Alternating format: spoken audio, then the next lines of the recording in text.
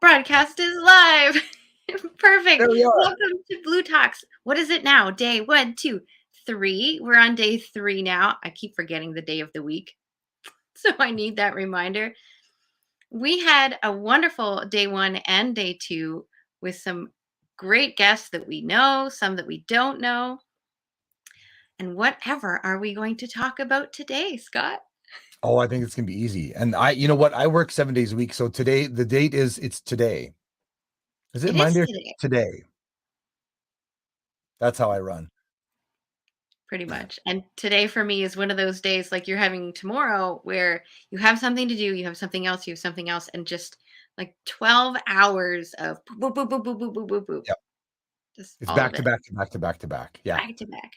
I have to admit there are times when I'm actually happy when a client cancels a training session because I'm like, oh, I can breathe for an hour. It's You good. don't get to breathe. We always get to breathe.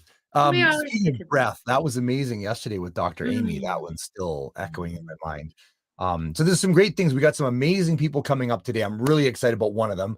And well, I'm excited about all of them, but one of I them have is something to show you about that. what's that?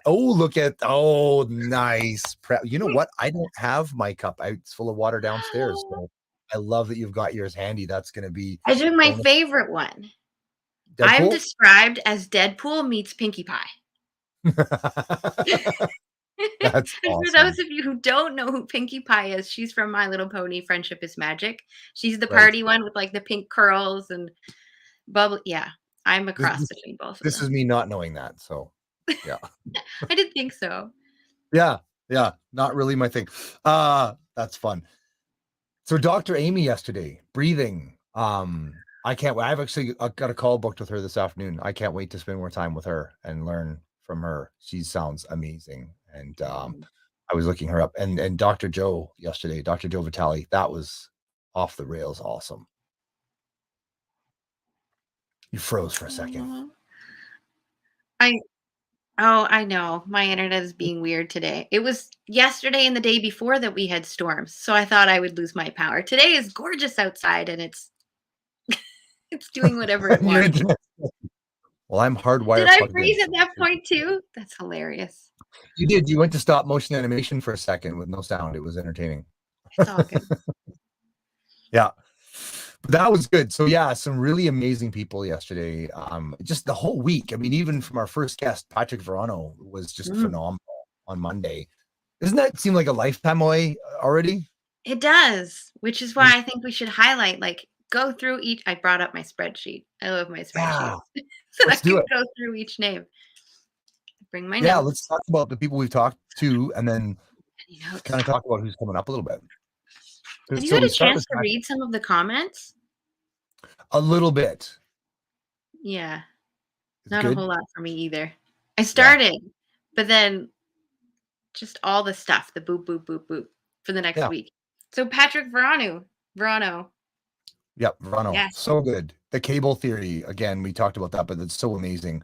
Mm, Just like imagining that the bridge between people or employees or other companies is that big cable that holds together the Golden Gate Bridge. And it looks like one big cable, but it's 3 feet in diameter. And it's, what did he say, 60,000 strands. And so, yeah, if a couple break, you're still good.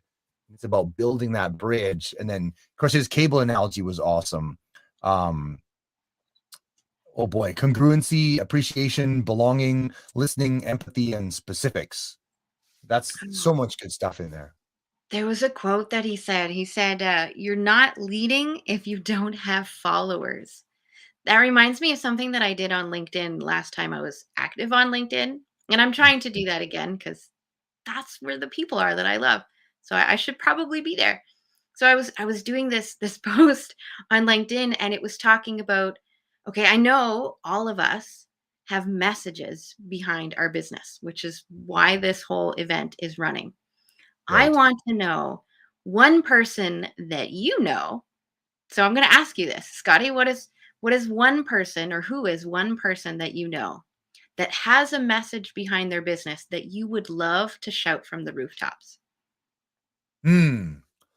Well, he's on later today, Darren Thompson. Exactly. I figured. And that was the post. It was like, okay, Yeah. instead of spouting ourselves, which is so easy, I want you to tell me about somebody that you admire. Mm, yes. And I think, Admire their message. That automatically says their message is worth following. yeah, It's worth following. So I wanted to give something to these people, and it didn't turn out the way I wanted at the time. But I wanted to say, hey, I want to have a webinar to help you amplify that message for yeah, free because you were nominated by someone who loves your message. nice. Yeah, yeah. Oh, I love it. Yeah. So And I that's I love think that quote. that's a big truth in being a leader. Be such a leader, whether it's a boss or a Mhm. coach or whatever it is you do, um, doesn't matter. Be a leader such that people will want to follow you. And I feel like you do that not with wanting them to follow you as your desire, but wanting to do such a great job and just live your gift, that's a natural side effect. And that's my favorite thing that I'm improving on is just Mhm. focusing on giving people everything I can. And then I just notice I'm like, holy cow, they're happy and they're telling other people. And I think What? that's a big piece of it, right? You don't make your clients happy, do you, Scott? Like try to. Sometimes I make them miserable. Sometimes No, I it's make them not miserable. sometimes I make them miserable, which makes them happy. True. Yeah, Very true. yeah. And then what Because else was there? I when they do Sure. functional training with me, it's hard, right? Yeah. It doesn't start that way. We start where you're at and we build and build and build and build. But as you get stronger, I need to challenge you so that your body will adapt, right? Stimulus response. So I need to stimulate an adaptation. It's uncomfortable to go through because you're going to be out of breath and you're going to be sweaty and it's going to be difficult and you're going to want to quit and you don't. And in a safe environment, of course. But yeah. So how do you relate that to leadership? Hmm. I think there's a piece in there too, because you can't start out full tilt. You got to build trust, right? You can't just jump at people with everything you got day one. It's too much. You need to ease them in and build the basics and the foundations first and then layer on it. I That makes wonder sense? if that was part of what Patrick had to learn to go from having half of his staff leave in the first 6 months to the type of leader that he is now and that he helps train other people now on his Mhm. human relationships for HR instead of Yes. human resources. Instead of human resources. I've never liked the term human resources. No, It's like me neither. pop bottle. It's not a resource. Like, yeah, but it's not gas and oil or coal. These are people. Yeah. Yeah. And how about Charmaine? She Was was there amazing. anything else that you loved? For She was oh, raising your dream. What was that quote that yeah. she had? Uh, Your notes are oh probably no, it more wasn't. comprehensive than mine, and what I like about your notes is they're probably more legible. Um, I don't know. When I'm trying to write really fast, it can be very messy because sometimes you'll see me starting to write, my head is down, and then I look up, I'm actually still writing. Right. I used to be really good at it. I would know the exact angle my paper would need to be in class so I could look at the teacher and continue writing. And continue writing. Oh, wow. Yeah. Yeah. Yeah, my interesting challenge with that is I'm left-handed, and when I crashed, I sprained all my fingers, I sprained my wrist, I broke my arm in half, I shattered my left shoulder and broke 5 left ribs. So my whole left side um had some challenges for long enough that my printing is well, my printing is usually typing now. Even when I try to write my name, it feels so foreign to do cursive now that I can Mm, just do my name and then everything else I have to tell my fingers how to work for each and every yeah. letter. So you print everything? Oh, you're frozen again. I print, but I also was in architecture for 13 Do years, I so what? everything's I you froze for a second. Do you print or do you write in cursive? Um, I print mostly now because of architecture. When I first started in university, they're like, it has to be university and engineering was very, very precise. If you didn't get it Yeah. exactly, it was wrong. Yeah. So I spent so much time getting my letters to be exactly 1/8 inch tall. Yep. And then I went to college with that same mindset, and it took me forever to do lettering. I remember one exam, we had 2 hours to do this exam, and 1 hour of it was supposed to be manual drafting, you Mhm. draw by hand and your scales and all of that. It took me 40 minutes just to do the printing, Yeah. and I didn't finish my drawing. I think I got a 20% on that Oof. part of the exam. She had to take me aside afterwards and was like, "Dear, here's your homework. For the next week minimum, maybe 2 weeks, I want you to practice an hour of writing every single night." Mhm. And I just worked print. retail at the time to get myself through college. So I'm at work trying to write all these letters between customers, Mhm. but it was I very remember helpful. those days. Yeah. I remember Yeah. that in architecture, printing the letter A 100 times, and they had to all look the same. And yeah. Yep. So, yeah, Yep. I print everything, which is way slower than cursive. It's way slower. So then I print smaller and then just fudgy. So Anyway. Charmaine's Raising Your Dream. I did not write down the quote, but she Mm, had said something about, or no, that was Kelly, wasn't it? Yes, dreams are meant to be found, not tucked away in dreamland. that's a And Kelly quote. it Yeah. made me think of Charmaine's work with Raising a Dream. Yes. Yeah. It's like the dreams aren't real yet until you take action on them. And Right. this is what Charmaine helps you do, Mhm. is create those dreams in your mind, get so clear on them and take the action steps to make them happen. Yes. And maybe a bit of the mindset work to help you with the not actually wanting the dreams. Oh my god, it's scary, fear of success or failure or whatever. Totally. The thing that really impacted me big from Charmaine was her ability to access sponsorships and get support Mm. for the funding, because that's one of the challenges I think a lot of people face. And actually, I guess comments are probably turned on too. I could click those so I could see if any come in. But I've got somebody says good morning, which is lovely. Thank you. Oh, Um, I think one of the biggest challenges with funding we talked a really? little bit about is it takes money to do some of these things. And if you don't have it, people just don't. They just stop. They don't start. And I think there's a real piece where she has a great learning on how to approach sponsors. And you said it classically, where you're just like, "Hi, my name is Kelly. Will you marry me?" It's like that's not how you approach sponsors, right?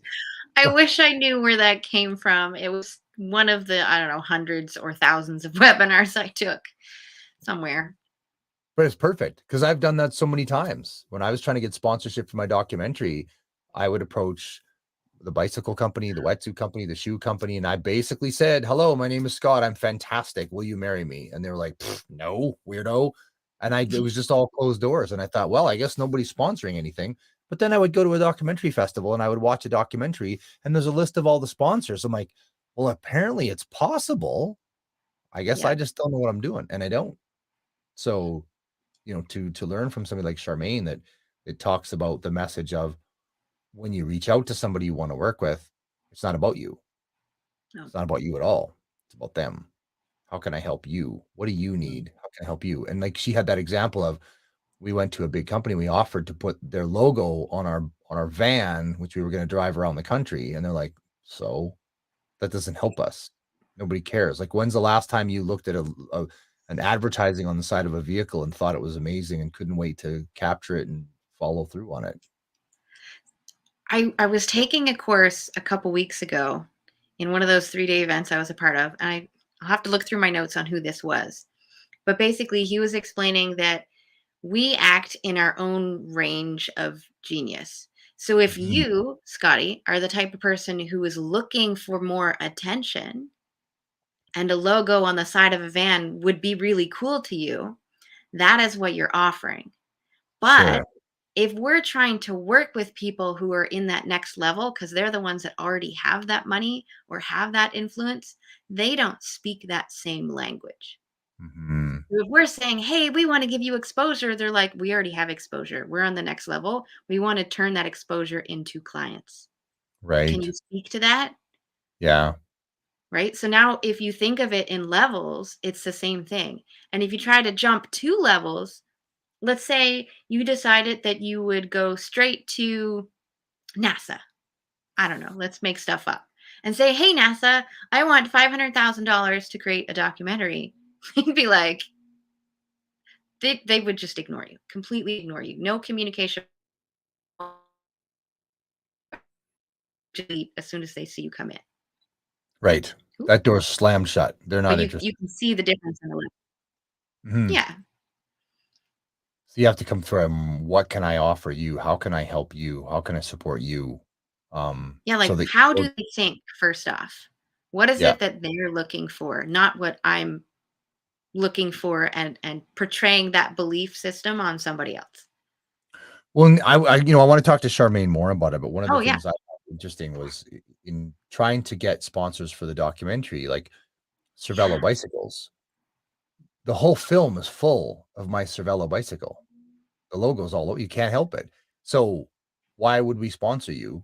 It's not like you're gonna blur out the word Cervelo on your bicycle the whole movie, that's too expensive, so we're in your movie anyway. I could never overcome that because I couldn't figure out what value I was adding for them, and, so I actually wanna work with Charmaine and find out better how to do Yeah. that. Because 'cause I'd still love to speak with Cervelo, and I know they get sponsorship requests probably every 10 seconds, so how do you stand out and how do you be different? So, Charmaine was amazing. Yeah. That's her world, and she understands that world. Well, what you And should do is you should follow her 3-minute speak, mm, that needs parade with your friends. And you just get right, a group of friends together and you say, "Hey, how can we group think or mastermind this sponsorship to actually happen?" And they yeah. would come up with some cool ideas, most of which won't work, some of which may be useful. Mhm. So that Yeah, whole needs parade. that's the thing about brainstorming. When you Mm. start working on brainstorming, your first 50 ideas are probably crap, but you gotta go through them to get to the 2 or 3 that are awesome, right? You Our gotta s brains remind me a lot of playing D&D, because I'm a nerd. Okay, I'm just a complete nerd. I have my D20 on my necklace here. So when you're fighting bad guys, you roll a dice that's 20 sided. The the top number, a 20, means that you critically hit. It's like the best thing ever. And then the one means you probably hurt yourself. It's horrible. So the our thoughts work the same way. It's constantly rolling that dice. It's Mhm. constantly putting groups of thoughts together, but it's not very often that that particular group of thoughts is relevant to the thing that you're doing right now. So in Mhm. my mind, I'm just picturing my mind constantly rolling that d20, and then every so often there will be that 20 rolled. And every so Yeah, often there will be that one, and I'll mess up. But that's fine too, because there's going to be something that happens in the future. yeah. It's I want to acknowledge today too. We do have a few people on the line watching. Like, well, I thought they were supposed to be interviewing somebody today. Just so everybody knows, our first guest had something come up and they weren't able to make it today, and so you get Laura Lake and mm. myself just riffing until our first guest comes Oh along no. today. So I know, which is good. Well, So we're kind of hopefully, teasing them a little bit about all the things we've been doing. yes, because you can go back and watch the recorded versions on Corey Poirier's page or the Blue Talks Amplify Your Message page on Facebook. They're fairly easy to find, and a lot of them are you're watching them live on that page now. So if you scroll down, you can find some of these interviews. Post mortem. But coming up today, we got some really good stuff, which we will get to. But yes, Charmaine was amazing, and we had Ethel Rucker next, Pastor Ethel, and she Mm. was fantastic, just so good. Working on relationships, and there was so much good stuff in that. We're both coming from perspective of being married for quite a while. My wife and I are coming up with 30 years this summer, and you and your husband are a while now too, aren't you? We've only been married for, how old is my daughter? She's gonna be 12, so 13 years this summer. Yep. She's actually Yep. honeymoon baby. But we've been Oh, fun. together since December of 1999. Okay, yeah, exactly. I was So that's awesome. 14 when we started dating. Started dating at 14 and hung on. That's Yeah. pretty cool, Well, and he's my brother's friend. right? So Never that invite your friends over to your house if you have a sister. a cute sister, yeah. Ah, I have I so have a many stories for another time. I have a friend like that. He used to get so mad at us when we told him his sister was hot. He would get so mad. He did. He was so mad. He gets so mad. So Yeah. Eva was talking about love, but in a different way. She was talking about loving yourself, loving your partner, having gratitude, Mhm. especially for your partner.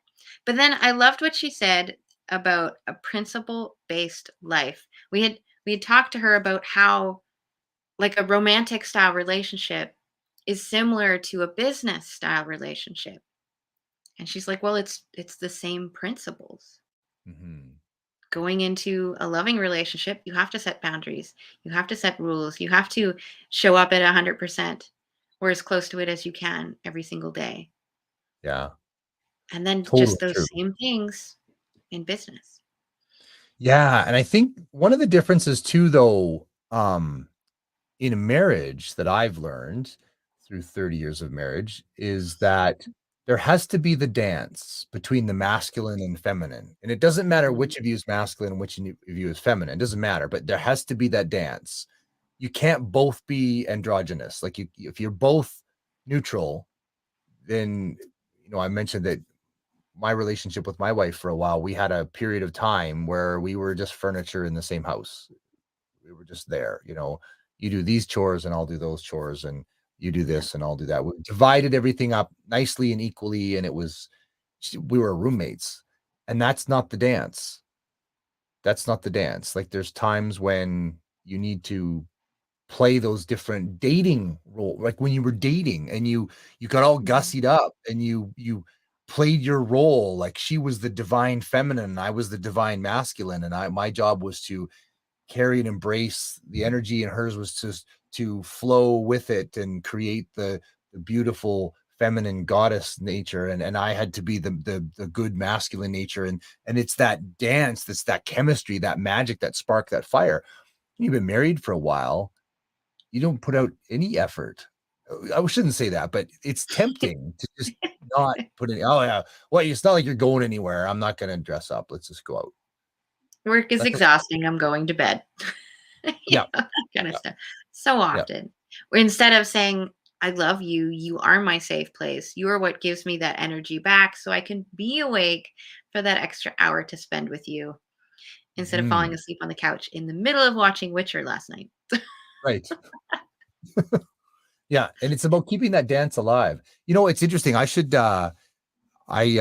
a few courses and studied under a fellow. His name is Satyen Raja, and he runs an enlightenment intensive. And he did a course. I think he used to call it the Divine Dance. Ooh. Another one called SPE, Sex, Passion, Enlightenment. He runs some amazing courses. I need to connect him to Corey. He's actually running um, a course for couples this weekend. I know, so Oh. he'd be an amazing resource for Corey. I'm gonna put those two together actually, but. Uh, I loved one of the things that I got from Ethel that I think we came up with as a group in a sense. We were talking about people expecting marriage to be 50-50 and it's not. And I think you said it's mhm. 100-100. And Yeah. then I was able to layer on too that it's not only 100-100 where you both have to give your 100%. The goal is 200.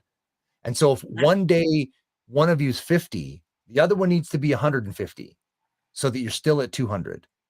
Because if you get to a place where one partner's 50%, the other one goes, "Well, I'm just going to do 50% because you're not even trying." Now you're sucking wind. It's not good, right? It has to be, and you can't. By the same token, you can't have one partner always 50 and one person always 150. That doesn't work either Yeah. because now you're carrying the load. Somebody described it to me once as chairs. Let's Yes. just say you were a chair and your wife is a chair. Each chair has four legs Yeah. generally. So if you have four legs, you can Your internet has the most put amazing those ability. chairs together against each and lean them up against each other. Yeah. Um, then they're still both supported. So what Yes. if life happens and somebody's leg gets cut out? You are still both able to support each other. Yes. You lean into And that chair. if you had taken away the other chair, it's more difficult, but still possible for that person to be sturdy on their own.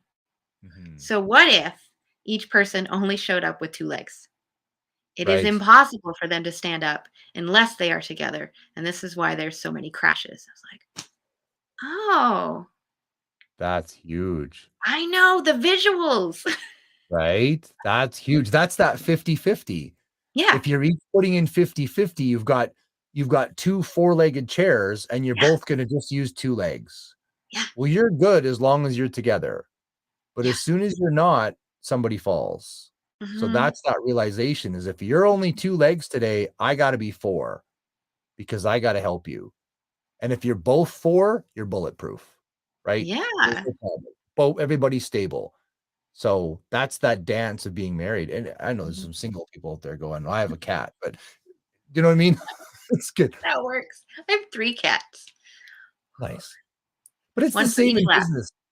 What's that? I said one for each lap. There you go. It's the same in business. Like I ran a business of, 20 to 30 staff, depending on the time of the, the business went through different phases. But the beautiful thing about having an amazing group of staff that you get to work with is that you shore each other up. You become those four-legged chairs, right? So if you stumble a little bit, it's like I don't have to worry about it because they got me, right? I had the manager at my gym, a lady named Lynn, was just amazing. I could depend on her, count on her. I never had to worry. And she could count on me for the things that I did, and we count on each other, and we balanced each other really well, right? She was really good at the analytical, in color spectrum. She's gold, green, and I'm orange, blue. Like I'm all over the place, right? I'm the controller promoter, and she's the I'm analyst. orange blue too. Are you? Yeah, no surprise, right? No. Yeah, she's the analyst supporter and I'm the promoter controller. Well, between the two of us, we're a whole management team. But just me, my business would have failed. Just her, the business wouldn't have grown. It would have maintained really well, but it would not have grown. With me, it would grow but never sustain. You got to Mm, have all those pieces. It's the same with a marriage. mhm. Yeah, good stuff. All right. What else we got going on? So we got 15 minutes before Darren comes on, which is exciting. Kelly was next, started the next day. Um, so many nuggets of gold. Yes, day And two. I day two. Mhm. And it's going to be interesting today because your internet connection keeps pulling in and out. So it's really interesting to I I'm guess I gonna almost have to reset it. I'm gonna reset okay. it before Darren comes on, Okay, cool. That's a good idea. just in case I He have to completely cut out and come back. yeah, we can do that. And I can do a little bit of a monologue until that happens. But the thing that really blew me away with Kelly, blew me away, just exploded my brain was cell phones. Because I Yeah. know as a keynote speaker, I had always had this aversion, this dislike to cell phones. It's like, put your cell phones away. I'm talking, which is so ridiculous in a sense, but it's hard when you're a speaker or a teacher or a parent and you're trying Mhm. to talk to your kid or to someone and they're like, "Uh-huh. Yeah. Yeah, for sure." You know they're not listening. You know they're not hearing anything you're saying, and that's a ripoff. But she flipped the script on it, which is another flip your script. But if you want to Yeah. amplify your message, you got to flip the script. Ooh, I'm just using all of Corey's terms. So that piece she said where when she starts the talk, she said, if you've got your cell phones with you, this is my cell phone number. These are my numbers. Text me any questions you have.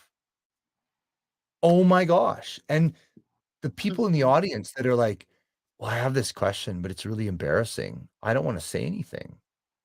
There's no way I'm putting my hand up and identifying that I'm the one with this question. There's no chance I'm doing that. So therefore, I'm just not going to ask my question and I'll just sit here not knowing. I'll wait till the talk's over and we'll swamp you at the front of the room and then I'll ask my question.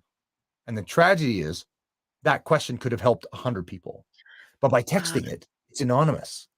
mhm, Listen, I'm really struggling because I feel like this, if it's some really tender moment, some really vulnerable thing, when it comes to the speaker at the front of the stage and say, I'm just going to check and see if I've got any questions for the audience. So scroll, scroll, scroll. Here's a really good question. Somebody has asked, blah, blah, blah, blah, blah, super sensitive, oh my gosh thing. Listen, let's mhm. talk about that. Now you can talk about it in a safe place. That person's not identified, but that question gets answered, and everybody that had that question is richly benefited from it having been asked without the identification embarrassment. Oh my gosh, that's the smartest thing I've ever heard. I've been thinking about that one a lot lately, and I do remember going to Your internet is just so hilarious. many, and they had these little tiny question cards. Yes. Oh, instead of business cards, they were just empty cards, and you wrote your question on the card and you put it in a box. And then they would take that box with them to the stage and they would just randomly pull out a question and answer the question on the stage. Yeah. And I love Yeah. that. And I've been in talks where that's happened, but in my experience, the challenge is my biggest questions don't come up before the speaker has started. They come up Mm, while the speaker is talking because they'll trigger something. yeah. Now I have the question, but the Yeah. card in the box thing's already happened. But I got my cell phone right here. And if I can text you, hey, you made a good point, but here's my question. It's So instant. good. And that blew me away. Ah, Oh, that blew me away. and I want to go over her TED Talk acronym. So her TED Yes. Talk is called Ugly is the New Beautiful. Mhm. And her story is about, being a burn victim, but she takes the whole journey of that Yeah. and challenges that word.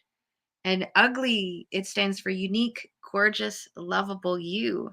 Yes. And as we were talking about her, she was talking about empowerment, not just for women in the Me Too movement, but also for her sons, and how Mhm. just empowerment itself is important. So that whole unique, gorgeous, lovable you is for everybody Mhm. to feel beautiful, no matter what you look like and what you feel like.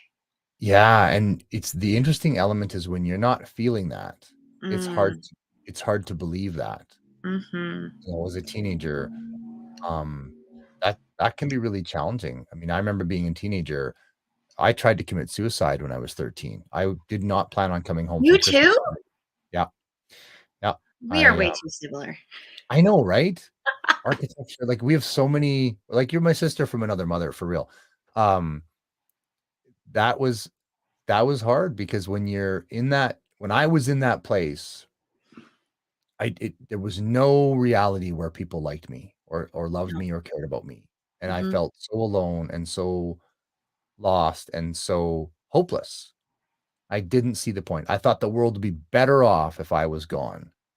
I mhm. honestly believe that, and I remember leaving for Christmas, and the last day of school, I slipped basically a suicide note in this girl that I was hopelessly infatuated with. I slipped it in her locker. Unbeknownst to me, it fell out and her friend found it. Never mind. And I had written a note to my parents and I had gone home and I had told my buddy Chris we were walking home because he lived a couple blocks that way. And so we would just walk home from school together. And it's interesting. He told me later, like something in the way I said goodbye to him, he got that didn't mean I'll see you later. It meant goodbye. And it didn't sit with him. And so he was walking home. I went to our house and nobody was home. And I went into my dad's bedroom and I grabbed his 270 Winchester hunting rifle and I put a bullet in the chamber and I locked it and I undid the safety. And I still remember the taste of the barrel in my mouth. I can remember what it felt like to have the gun sight between my front two teeth. I can remember the taste of the oil and the smell of burnt gunpowder from having been used before. And I had my thumb on the trigger and this was it. And Chris walked into my dad's bedroom because in those days in the 80s, we didn't lock doors. He Like, had walked into our yeah, house and walked into my dad's bedroom. I remember him standing in the doorway and he stopped me from doing that. And because I was in that place of hopelessness where I thought nobody cared. The world is better if you're gone. I can And feel that from you right now. yeah, it still hits me. um, Yeah. and how do we speak to kids in that place of hopelessness? Because you can't Mm, just say ugly is still beautiful. You're unique and gorgeous and lovable you. They don't believe you. No. That's the interesting challenge, right? And somehow Yeah. Chris talked me out of that tree, and I pulled the gun out and I carried on and I found a way through. And that does not make it was easy, because because everything was, the problems are all still there. When I got back to school and I got picked on and bullied and attacked and yelled at for having written that note, but not dying. Oh. You said you were going to do it and you came back. You little jerk. Are you trying to, do you know what I mean? It was horrible. It was layers of horrible, but I got through it. Yeah. And I'm so glad I did, because I look at all the things I've done in my life and the people I've helped and the people I've impacted. Thank God I didn't do that. And I think, we're on a whole tangent here, but how do we communicate that to kids that are in that vulnerable place? And that's what I love about what Kelly does. Is that Yes. an example of that? Well, she can carry on. I found the difference between attempting it back when I was 13 and all the times after where I thought about it and never actually took the action on it was Yeah. me feeling connected versus not feeling connected. Whether Yeah. I was or not was not the question. I Yeah. did not feel it the first time. I did Yeah. every other time. There was something holding me here. Yeah. Yeah. So this And this is why I talk about connection in my work. This is why I love when people get vulnerable. When Mhm. Kelly's like the ugly is the new beautiful, telling her story from that place of love within herself versus the pain within herself. Mhm. You can see that right in the title. Totally. I That's think what changes lives. that's what's amazing, like you said, about people like us, speakers that speak to groups of people who've had success, being real. That's what's powerful. I just finished Will Smith's autobiography, called Will, Yes. and it was interesting with my preconceived notions getting the autobiography. I just thought, "Oh, he's just gonna be able to talk about how amazing he is and why he's so amazing."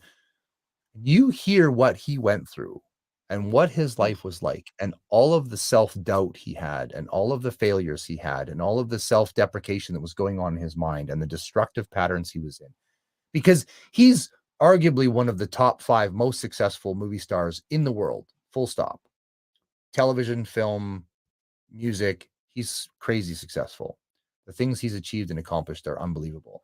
When you hear his story from a vulnerable place of realizing how many failures and struggles he went through, I think it allows us all to go, well, I don't have to be perfect, because Will is one of the most incredible people in the world and he's not perfect. I think that's what's powerful about being real.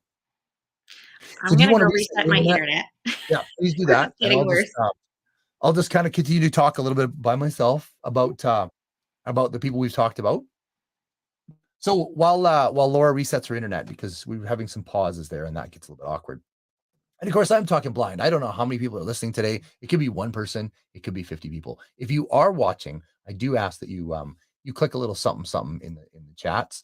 And I see I've got a private chat, which bring Darren on. Yeah, cool. That's awesome. Excellent. So Darren will be coming up shortly. Darren Thompson. I'm really excited about interviewing Darren. He's one of my best friends in the world. He's a phenomenal, phenomenal human being. He is a battery. And if you are an entrepreneur, you have a company, you definitely want to hear from Darren. The things he has accomplished are nothing short of miraculous. And so that's going to be exciting. So the other people we talked with yesterday, we talked to Joe Vitale, Dr. Joe Vitale from The Secret. If you're not following Dr. Joe on Instagram, you just need to do that. Dr. Joe is phenomenal. He's so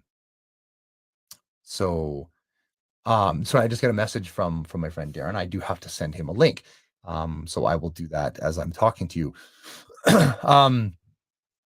Dr. Joe was amazing. He really is somebody you should follow on Instagram. Like I said, he's really all about the law of attraction, the law of creation from the most real way that makes the most sense. It's not just, oh, I decided I want $1 million, so I snap my fingers and there's my $1 million.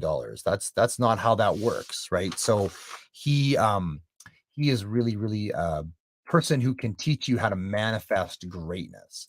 Now, I do apologize. I'm clicking along here because I've got to send this link to make sure that Darren has this, and so I will do that. But Dr. Joe Vitale was amazing yesterday. He had some really great messages. And I encourage you to go back and look at the recordings of what we've done. You can find those on Corey Poirier's page. You can search that out. Also on Blue Talk's page. That's another way you can find that. So I encourage you to seek that out. And I'm not sure how you're watching today. And if you are watching today, please send me a little comment. They don't show up on the broadcast or anything per se, but I get to see them. And I don't feel so alone. So I will make sure that Darren knows. So I will messenger link sent. Good stuff. You're seeing it live and real, folks. I remember watching Billy Joel on live on stage, and that was pretty cool. He was in the middle of a song and it started to go a little bit. It didn't sound quite the way he wanted to. He hit a few wrong notes or whatever, and he stopped. He completely stopped dead in the middle of the song and he started it up again. And he says, yeah, well, rock and roll's not perfect. Let's just do this again. And he started over again. So that's kind of real. That's life. So Darren is backstage as well as Laura. And so Corey's going to jump in here in a moment. And there he's letting us in. So that's exciting. Laura, I was just about to message. And there we are. Fantastic. We got a big echo going on. Hopefully that will sort itself. Good morning, Darren. Well, good morning, Scott. It is it's afternoon where Laura is, but good morning for us. It is. Oh, good afternoon, Laura. Thank you.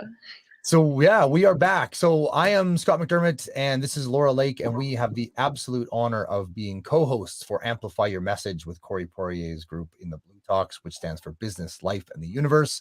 And I'm super excited to introduce my friend, one of my best friends in the world, Mr. Darren Thompson. And I'm going to do this. Standing ovation. Every time. Darren, if you would, I mean, I know I could do a big yickety yak and I could just talk loving stories about you, but let's give it to you. Tell us a bit about yourself. Who are you and what do you do?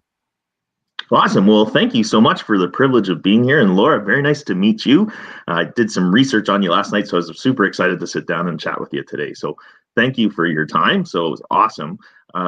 For me, so a couple of things I guess I would say is I'm an entrepreneur at heart. I worked as a mechanical engineer for 4 days and realized that I couldn't really take orders from anyone very well. So I like to call myself unemployable. And so I knew that I needed to do my own thing and follow my own path. So that's really been the story of it. And so we've done a whole bunch of different businesses. A couple of the ones we started, and I want to make sure to tell this story right off the hop, is my first real business after leaving was a distribution company. And we started with 0 sales in the back of my van, driving stuff around. And one of my first customers, Laura, was Scott with his gym. Aww. And it was August, and in August, people really aren't buying proteins and supplements and that type of thing. Okay, well, thank you. That's so 15 or 18 years ago, people weren't doing that. And we had a total sales in the month of August of $862 for the whole month. And this was, month one. But guess who that one customer was? Yeah, it was Scott that way. Yeah, this guy there. Yep, there we go. Weird. And you know what? At the time, most people would ask for, they'd say, "Oh, really need terms, or can we pay you, 60 days from now?" I walked in out of my car with the product, and Scott's like, "Oh, Darren, let me just give you a check." And unbeknownst to Scott, that meant I could pay my mortgage that month, and we could keep the dream alive and keep things moving. So from there, we've done some really neat things. There was, I don't know if you ever remember Own the Leafs. If you had seen some I do remember that. Information about that. So yeah, as a dream growing up as a Canadian kid in New Brunswick, the dream was always to play in the NHL. Mm-hmm. And when I watched Wayne Gretzky get traded to the LA Kings, I was like, oh man, these guys are just employees. They don't control their own lives. And I was like, I want to be the owner of the team, not just a player on the team. Like, to me, who's the guy or the person writing the checks for these people to make millions of dollars a year? That's the person that I want to be. And so, and raising the Stanley Cup up over my head, that's the dream of every Canadian kid, I think. And so at the time, the the Teachers Pension Fund was selling their stake in the Maple Leaf Sports Entertainment. I'm like, well, if teachers could own the Maple Leafs, why couldn't Canadians? Like, wouldn't you throw $1,000 in to own a share of the Maple Leafs? So that one kind of took off. And from a marketing standpoint, this was 2010, and I learned a little bit about just grinding it out and like telling your message, telling your story to everybody. And how that one got started is we were picking up paper for my distribution company at the local newspaper, like all their off rolls. So if you're shipping stuff and you need free packing paper, that's where you go, is to the local newspaper for their off rolls. So there's one for the day. And they're like, hey, Darren, what's new? And I said, oh, I'm buying the Maple Leafs. And they're like, what? But they're like, you need to talk to our sports writer. And so he brought me in for an interview. We did the story, and they ran it actually as the front page story that week in my local newspaper. So I took that, scanned it, and then sent it out to every major news outlet that I could think of. And Monday morning at 5 a.m., our phone started ringing from radio stations in Toronto because the Toronto Star had picked it up. And, it just kind of blew up from there. So we ended up raising $300 million to buy them just before Rogers and Bell got together. The evil empires got together and did that. So that was fun. And then from there, we've always enjoyed, I'm a comic book nerd, and I really enjoy superheroes and all that kind of stuff. Wait for it. Yes. No, nice. It's even better. Here is my D20 necklace. Oh, right on. Very much a nerd. Yeah. I was looking you up, trying to find photos. Maybe you came to Halifax for HellCon or something. No, but we've been. Whereabouts in Nova Scotia are you from, Laura? I'm actually from Pictou County. Really? Yeah, the best pizza. Definitely. Fantastic. Oh, that's good. Yeah, love that area.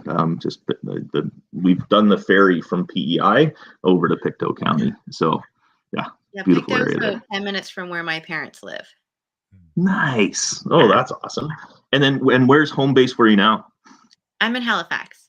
You're in Halifax. Okay, yeah. Sweet. Oh, that's good. Yeah. So yeah, we I guess a lot of what I do, Laura, is I hitch my wagon to other people's stars, and I encourage them, and I support them, and I help them get over any kind of obstacles and, self-doubt and those types of things. Because that's, I guess, if you really want to put it down to it, like that's what Scott was saying. He's, Darren, what's your message, or what do you want to get through to people? And it's like, well, it's, you can do it, but if you need help, give me a call. And that's really what it comes down to, is who you surround yourself with. And, those people that you go, wow, these people are superstars. Scott's a superstar. He is going places in life. And I just want to be around him because the energy that he gives off is amazing. And he's going to help me be better, and he's going to help me achieve my goals. And so there's been a few select people over the course of my career in business that it's you see them and you're like, oh, they're awesome. And one of those people is my business partner, Mark Hollowaychuk, in the accessories business. And Mark owns a very successful online store. And he's like, hey, Darren, we need to put our brand on a shaker cup so that we can give it out to people. So for my distribution company, I'm like, yeah, Mark, so we bought a 20-foot container of shaker cups out of China and had them delivered to his townhouse. And like, he could just barely get into his place. I went and picked up my shakers, gave some to Scott, gave some to our customers, and they're like, oh, hey, could you put our logo on a shaker cup? I'm like, sure. So we had a business that started out, and then like, well, what if we could get licensing? What if we could put like Deadpool on a shaker cup? What if we could put Batman on a shaker cup? What if we could, we might be able to go to San Diego Comic-Con. So I have so many. Really bad right now because my shaker cup is full of water downstairs in the kitchen, and I plan to have it here and show, and it's downstairs, but you could have been part of the cool kids club, Scott. You could have been part of the cool kids club. And I want to dovetail in here, Darren, because I remember being at your house in Leduc, and I was just popping by for a visit, and you were like, hey, I got this idea. What do you think? And you had a stack of papers. It had to be 2 inches thick. And it was the Marvel licensing contract to use the Marvel comic superhero logos, and you were like, what do you think? I'm going to apply for this. And you also had DC, which was a thinner stack, and just the mind-blowing phenomenal idea that was, because the logos are already like 3-color, high print, easy designed, identifiable, built fan base. The fact that you jumped in and I was like, this is the smartest thing I've ever heard of. And you jumped in, you went from nothing, from an idea to concept to creation to runaway hit. And Yeah. that's, you just pulled that off. Yeah. Well, if you'd asked my wife, Laura, when we were doing it, because Mark and I, we had to go all in because they wanted, this has never been done before in the fitness accessory space. So Warner Brothers was like, you actually need to write us the check for the 2 years of the minimum guarantee, like right now. And we didn't have sales. We didn't have anything. Like, we had a business that was doing probably $1 million a year. So it wasn't anything crazy. And we didn't have the margin to be able to write a check for a strong 6 figures. And you remortgage everything, and it's what high sphincter factor, I think it's called, when you write that check and, and send it off. But yeah, within the first 90 days, we had sold enough to recoup that entire 2-year minimum guarantee. And it grew to a strong 8-figure business with, it's sold in 75 countries. And but you can't always just hang out and go, oh, it's just going to continue to be successful, because, the last 2 years, 3 of our biggest customers went bankrupt, and we saw, more than $1 million walk out the door in things that they owed us. Right. So whenever you get started in business, that's always the fun part of it. Like, you watch all the YouTube videos, you watch all the things, oh, you can be successful. And, like we like to say, we're a 20-year overnight success because it takes everything and more to be able to do that. And that's where, having Scott as a friend and just being able to be part of what you guys are doing about, hey, listen, like, going through business and doing business, it's not all rainbows and unicorns. And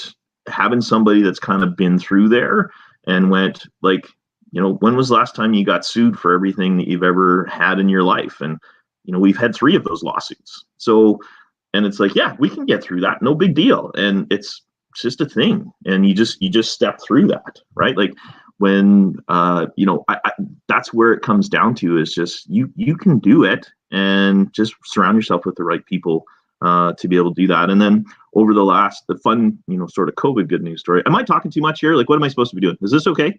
This is perfect, Darren. We're good. Keep it rolling. Are you sure? Value. It's perfect. Okay.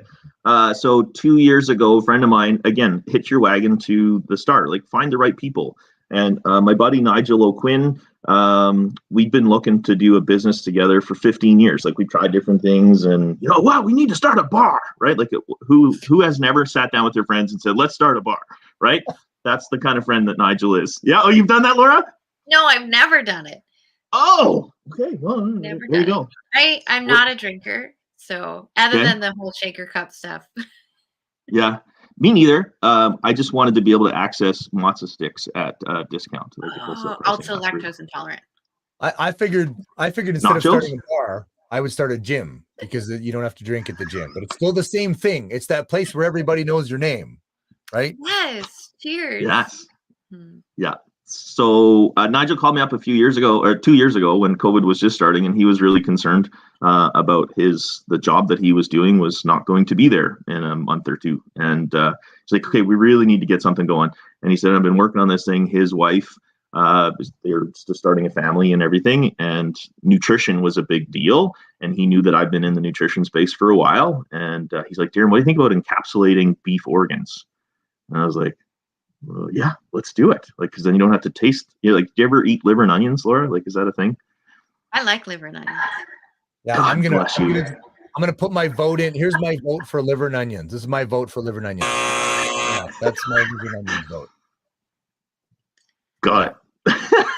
If you can encapsulate liver and onions, and I can just take a pill and get all the nutrition benefits. Kind of cool. So in the market space, there was not a Canadian solution. So we're actually working with grass-fed, grass-finished farmers, Canadian farmers, and it's usually something that they throw away or goes to dog treats or whatever. And we freeze dry it, encapsulate it, and we're able to offer value back from a regenerative farming standpoint to the customers. And we launched it in July of 2020. So it's a fun COVID good news story. We did a whopping, Laura, $864 in sales in our first month. Like, it was like, let's retire, like, buy the Lamborghini, let's move on. And but it kind of took, yeah, the diecast one, yeah. And again, Nigel's wife and my wife were just kind of both like, nah, I don't think so. This isn't a thing. And it just sort of kept, growing. And Nigel was able to leave his full-time corporate work last year, and he's now able to hang out in Kelowna and do all the content that we need for the business. And we've been able to hire my brother full-time as our production manager and my nephew to help do all that. So it's just fun to be able to, incorporate family into the business. And we just recently launched into the US with that as well. So now we're doing grass-fed, grass-finished from American beef, all done because we have the full vertical integration. But again, it's just Nigel's like, I don't know where to go, or I don't know what to do. And it's like, well, we just take a step and, move forward. And what would be the other one? That there's my sister always wanted to be. My sister's from she married at Cape Breton, and so she was living in St. Peters. St. Peters. Yeah. What's her maiden name? Her maiden name is Thompson, but her married name is Buchanan. So they owned the pharmacy Not in related. St. Peters. Got it. Very close, but not related. So she had always worked in the travel space and wanted to, the last travel agency that she worked with just didn't treat her very well. And I said, well, let's start our own. And she's like, we could never do that. I can't do that. I'm like, well, let's do it together. So, we started in 2014 as my whole family. My dad was our CEO, and it was just fun to be able to do that. And we started what was called Go with Hippo Travel, and we grew to 52 home-based agents. And in February of 2020, we had done $642,000 in sales in just the month of February. Oh, in nice. the month of March 2020. We did negative $322,000 in sales. And, but the good news through that is we hunkered down, and over the last 2 years, just did whatever we had to do to keep that business going. And now we're starting to see that one, come back and flourish, because hope is back. That's what I'm excited about, is that people are like, yeah, okay, I can travel, or I want to do something, or let's get rolling. And it's just being in that space to be able to encourage people to go, yeah, you can. Like, she just got back from California and had a great time in Palm Springs, and so I guess that would be the other thing. Well, anything else? Did you know I have a button for 2020? I have a button for March 2020. That's my 2020 button.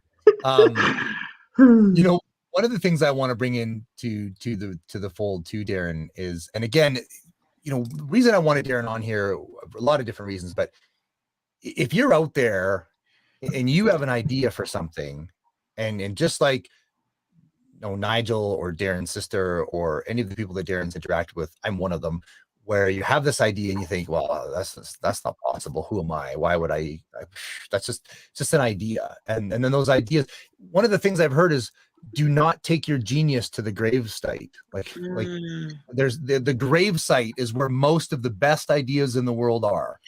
And that's not cool. And I remember talking to Darren once, and Darren says, you hitch your wagon to great, amazing people. And Darren's one of them. He's a battery. He brings you up, right? He's not an energy vampire. He's a battery. And I remember talking to Darren one day, and we were talking about, and he asks these big questions. He says, Scotty, what's the idea you have that you're sitting on? It's going to change the world. And I had been coaching swimmers in Masters Swim, and I'm a triathlon coach.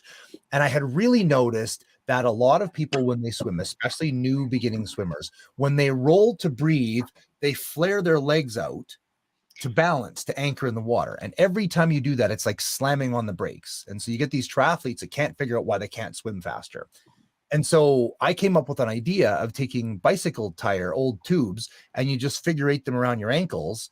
And then it doesn't let you flare your legs and anchor. And so I had this, but they're horribly uncomfortable. If you're a guy, they rip out all the hair on your legs. And they're just uncomfortable. You finish the swim, you got purple, raw, bleeding ankle. Not quite, but it's super uncomfortable. And I had it in my mind, because I'm a scuba diver, if I could get some neoprene cuffs with a hook and a bungee cord between, this would be really great. So I shared this idea with Darren, and he says, well, can you sketch that? So I architecture background, thank you. I did a couple of drawings, right? Yeah. I did some things, and I wrote numbers and measures and whatever. And so Darren's like, cool. And so I sent it to him. And I don't think it was 10 days later, and a package arrived in the mail from the something or other baggage company in Somewheresville, and they had sewn up a preliminary version. And I was holding it in my hands, and I was like, how did you do this? He goes, oh, well, one of the things we do with our other company is we've got these, we call it a clutchy, and it's this little thing for your cell phone, and you hook it on a piece of equipment at the gym, and it holds your water bottle and your cell phone and your keys. You don't have to have them all over the place when you work out. Another genius idea that Darren created, invented, did. And so we started working back and forth, and I'm wearing the shirt today, and we called it the Swim Kick Fix. And it's a series of, it's 2 bands. It's got our little logo on it, and it's got bungee cords. This is a website and a little how-to and a video and everything. We put that together. I think this is generation 7 that was the for sale item, and we've sold, I don't know, 1,000 or 1,500 of them or something like that. The challenge I had is I was so busy running the gym, I didn't have time to put enough energy into it to really get it take off, but it's still not dead. It's still there.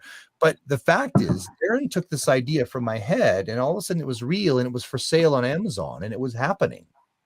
And that's the magic that my friend Darren does, is if you're an entrepreneur or you have an idea or you're sitting on something, you don't know how to take the next step, Darren's the guy you talk to, because not only can he help you get past your stuck point where you don't believe it's possible or you're not worthy or whatever, it can start to happen. And if it's a viable idea, he might be your distribution guy.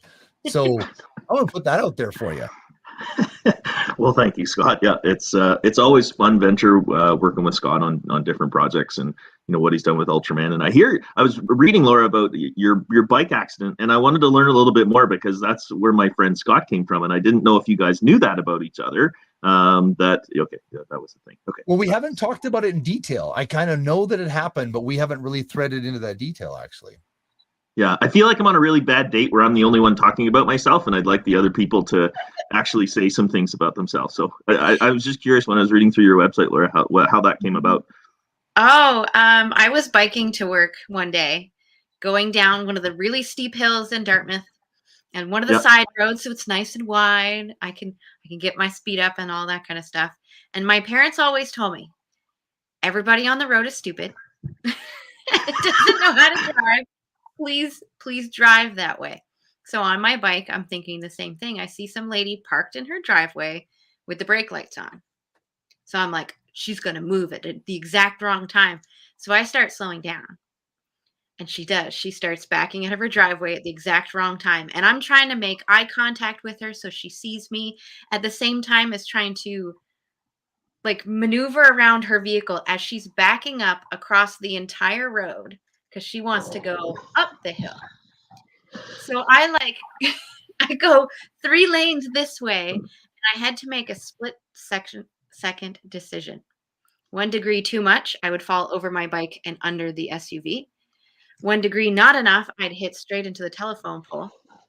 And if I had timed it perfectly, I could just hit the curb between the two and then fall off. So I had a 17-month-old at the time. So I was like, I cannot turn too much. My only chance is somewhere on this side. So stuff happens. My bike hits the curb. I see the pole in front of me. So I try to Superman dive sideways around it. I'm like, don't hit my head. My daughter needs a mom. This was one of those 7 times I've almost died. So I know. So I hit the telephone pole above both knees. Ambulance. This was the traumatic part. The ambulance driver said to me, or not the driver, one of the people in the back. He's like, if you were any other person, you'd be dead right now. And that made everything real. Oof. I was like, he could have said anything else in that moment, and I could have brushed it off. Because when I'm super stressed, I get extra giggly. But that's what he said, so it made it real. And I couldn't feed myself. I couldn't dress myself. I couldn't bathe myself. I couldn't use the bathroom myself. And I wasn't allowed to look after my daughter for 5 weeks.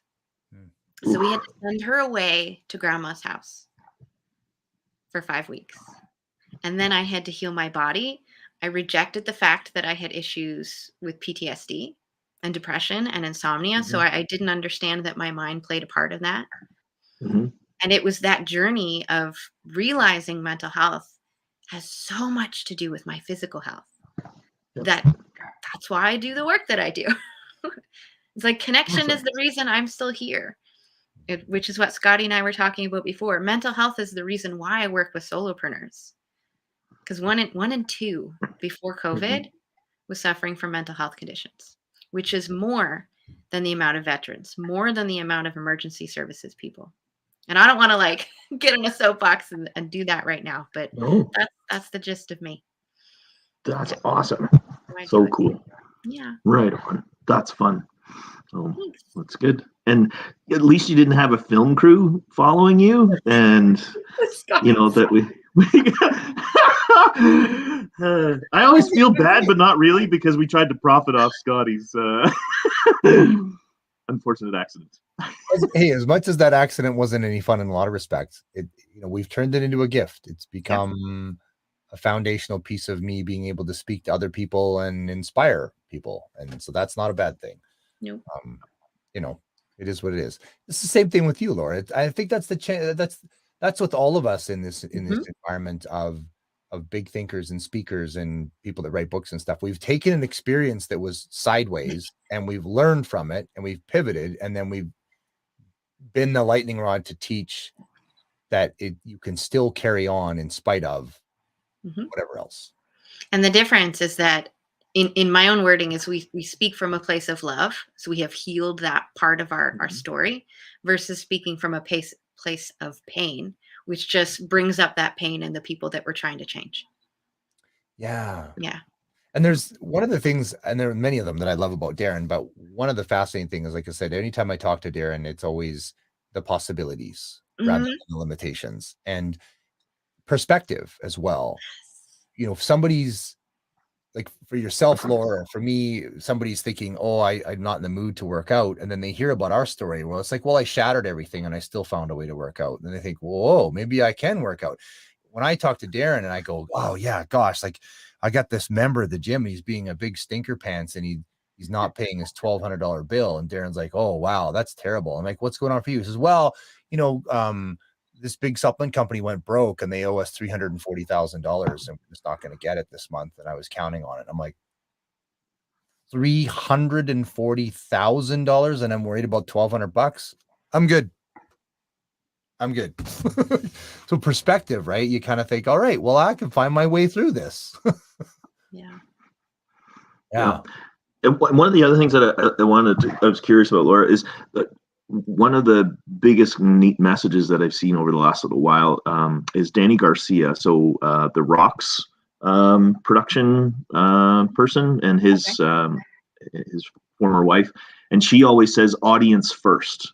Yes. And so I'm curious, who is like within the business life and universe, what is it that people are coming here looking for in order to extract as much value out of that? Because I know we've probably only got 10 or 15 minutes left, and I'm always just curious, what is it that I could share, or something that it's like, okay, this is what I'm really struggling with, or this is where my biggest roadblock is, or because the people that find the bLU talks are searching for something, and what is it that our audience is searching for? And how do we provide that crumb to say, oh yeah, that crumb fueled me to get to the next day and, move to that next step. So just curious if over the last couple of days, because I know you and Scott have been full on, interacting and really bringing some amazing content to the table. So that's why I just want to make sure that we do leave, our audience with that message to go, oh, what is it that they're looking for? Some of the biggest things I've noticed is people are always talking about, how do I find more clients, which is related to visibility. Then they're talking about, how do I get more speaking gigs, which is talking about visibility. Then they want to know, like, it's all about the visibility, the amplifying your message, getting more people to see me, hear me, understand me. Okay. That's where they tend to be. And then we have this other group of the people who are on here with us who have a base understanding of that, and now they're just trying to elevate or amplify that impact. And I Awesome. would dovetail onto that too, that in addition to that, it's how do I balance Ooh, yes. being more successful, Mhm. having more clients, making a better income, because money's a tool, we need that tool, with not working myself into the ground and hating my life. Where's that balance, right? Where does business and life and the universe connect? How can all three of those things integrate? Because I've lived a life that was just business. My family, I never got to see them. My marriage started to fall apart. My wife was a single mom, even though I was home every night. I was gone before my son woke up, and I was home after he was asleep. And I would be 3-4 days when I would not see my child, even though I'm in the same house. Mhm. And that's off balance. That's not a life anymore. And my universe is squished. And I feel like a martyr. I feel like a victim. I feel like I'm just suffering for the benefit of other people. They don't even know I'm suffering. I'm working myself like a rented stepchild, and I don't even get paid, trying to preserve some stupid dream that doesn't even make sense anymore. How do we integrate so that it doesn't have to be that? How can you amplify your message without catastrophically destroying your life? Where do you balance those things? And I think, Darren, that's a really great thing you're good at leveraging other people and helping everybody work synergistically to attain greatness, but not at the cost of your soul and your life. How's that? Awesome. Yeah. How do you balance that, Laura, as a mom, as a business owner? Like, what I was reading about your bedmess wellness, like the order of operations and that type of thing. How, like, what do you go back to every day to say, to center yourself, or to stay on message, to stay on point? The biggest thing for me is mental health has to come first. There is no way that I can do any of this without maintaining that, because I've been on the other side and it sucks. So Yep. I try my best to only work when my daughter is in school, and then anything after that is bonus. So I walk her to school in the morning, and then I work. And then I stop working. I go pick her up after school. We play a little bit together now because she's older and she doesn't need my constant attention. So now I have the choice. Do I want to do this with you all afternoon until supper? Or do I want to take a webinar? Do I want to take a course?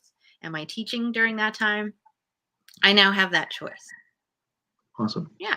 So I make sure that there are boundaries set. Very cool. That's awesome.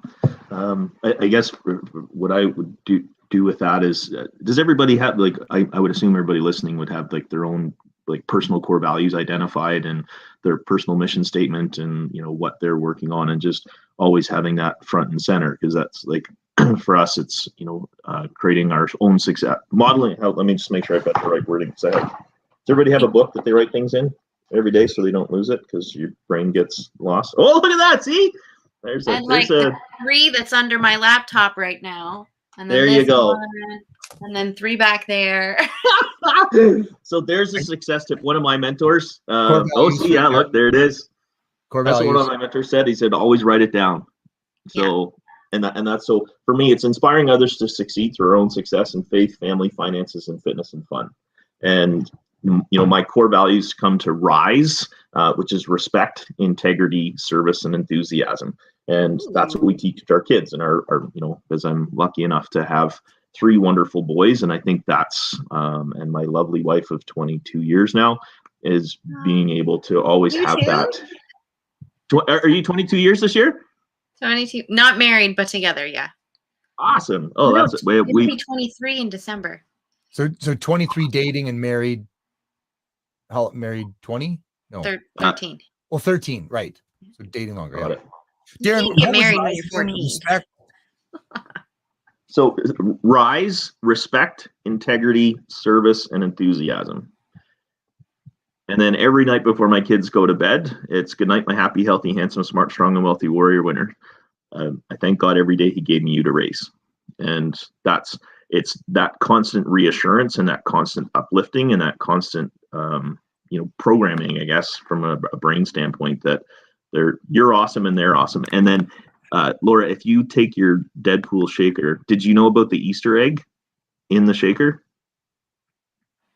So if you open, No. There's an if you Easter egg? yeah, if you open the lid, just look on the lid. It should say it's either inside the lid or on the flap. Yeah, on that one it might be just on the flap. Oh. It says, Hashtag perfect shaker 3. Nope. Is there nothing there? There should be. You may have one of the first generations, but in all of our shakers it says you are awesome somewhere in the shaker, like molded right in. I do see it. Oh my god. Okay, hold on. I gotta pull up this screen again. I wonder if you can see. No, maybe. Yeah, it's just in the reveal. It says you Kind of. are awesome. Yeah. There we go. You are awesome. Isn't that great? That's a Darrenism right there. I'm gonna have to show my husband. Is that in all of them? Yeah. Yeah. I have like 8 in the cupboard. Well, thank you. I appreciate the support on that, because it's a love Canadian that. business designed in Canada, and we're pumped that our Made in USA option comes off in the next couple of weeks. And then we've also worked with a company called Ocean Works. So all of the plastic now is going to be like ocean bound plastic. So there'll be a little SKU on there that's you can scan it and it'll tell you, hey, this stopped 2 pounds of plastic from heading into Juan de Fuca Bay or something. Like, it's just going to be, it'll be really cool. So that's what we've got going on the performance side. That's super fun. So yeah, that's fantastic. So Darren, what kind of advice do you give to people that are they've got an entrepreneurial spirit or an entrepreneurial idea and they just don't know where to go next? And a lot of times I think it's you've got an idea, but wow, who am I to do that? Right? Yeah. Yeah. I don't know, Laura, if you have any comments to that, but that's the biggest question right there is, who am I? Was it, you called it the imposter syndrome when I was reading on your blog? That's the secret to it right there, Scott, is what do I say to them is, hey, what do you love about yourself? What is it that you are like? What are your strengths? And let's focus on those. And what is it how do you want to build your life? And is this going to help to that, or is it going to take away from that? You're having a lot of internet. I missed 90% of that. It just went. Oh, you're clear on our side. This is really good. But yeah, so that's where I would say. So yeah, that honestly, that's what it comes down to, is you can do it, and is it what you want to do? And that's the other biggest thing that I'd ask people about, is to make sure that it's moving towards what you actually want. And that's really the crux of it. Is, sure, money's great, sure, business is awesome, sure, travel the world, like what are those, but is it really what you want, or is that what other people have told you what you think you should want? And that, I guess that would be the biggest thing, is finding out really why they're doing it. And once they know why, like for us, again, it's through our own success that we model to other people. We're having a sketchy internet day. It's important. And,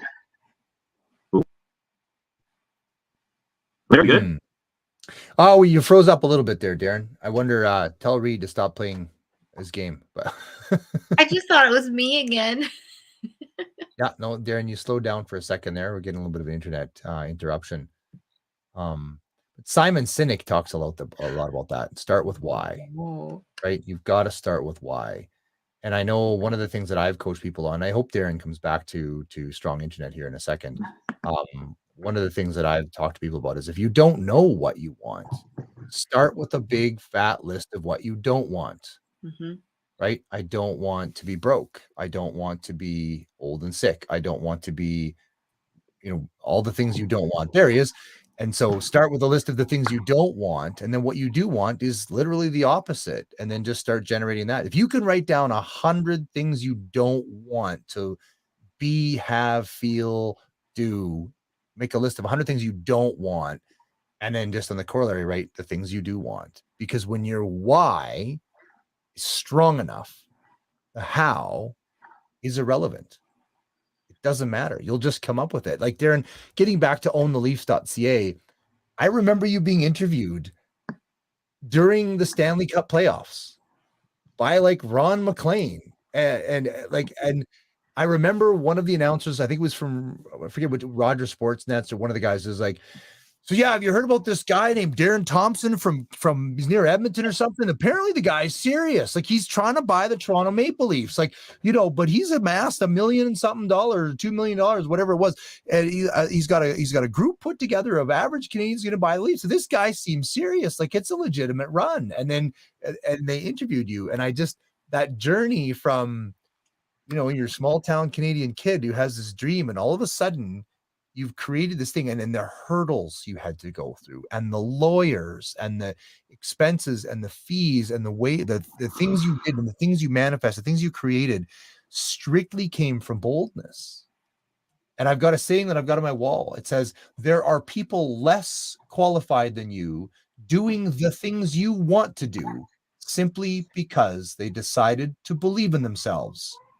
Period. And to me, that's you, Darren.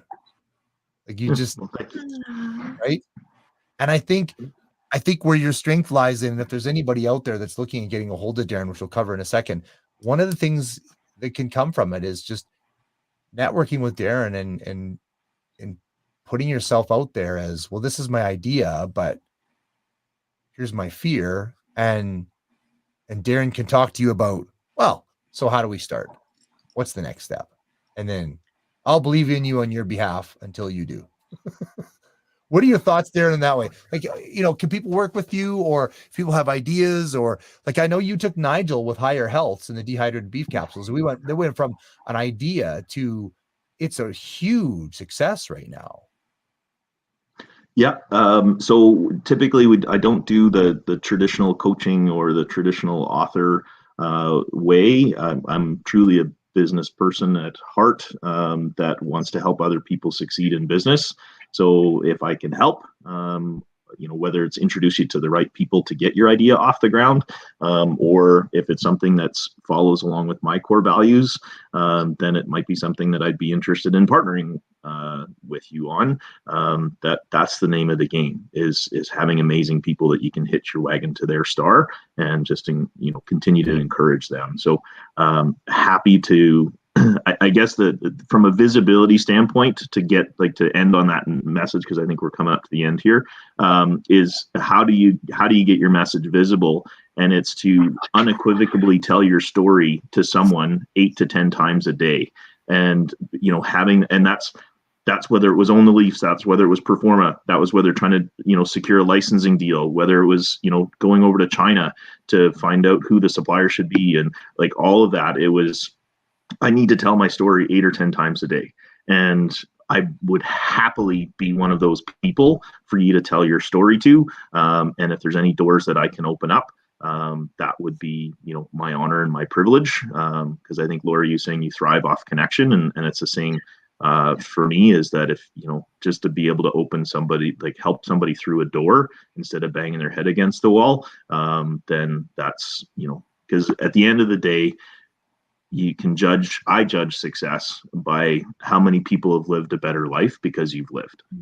Mm-hmm.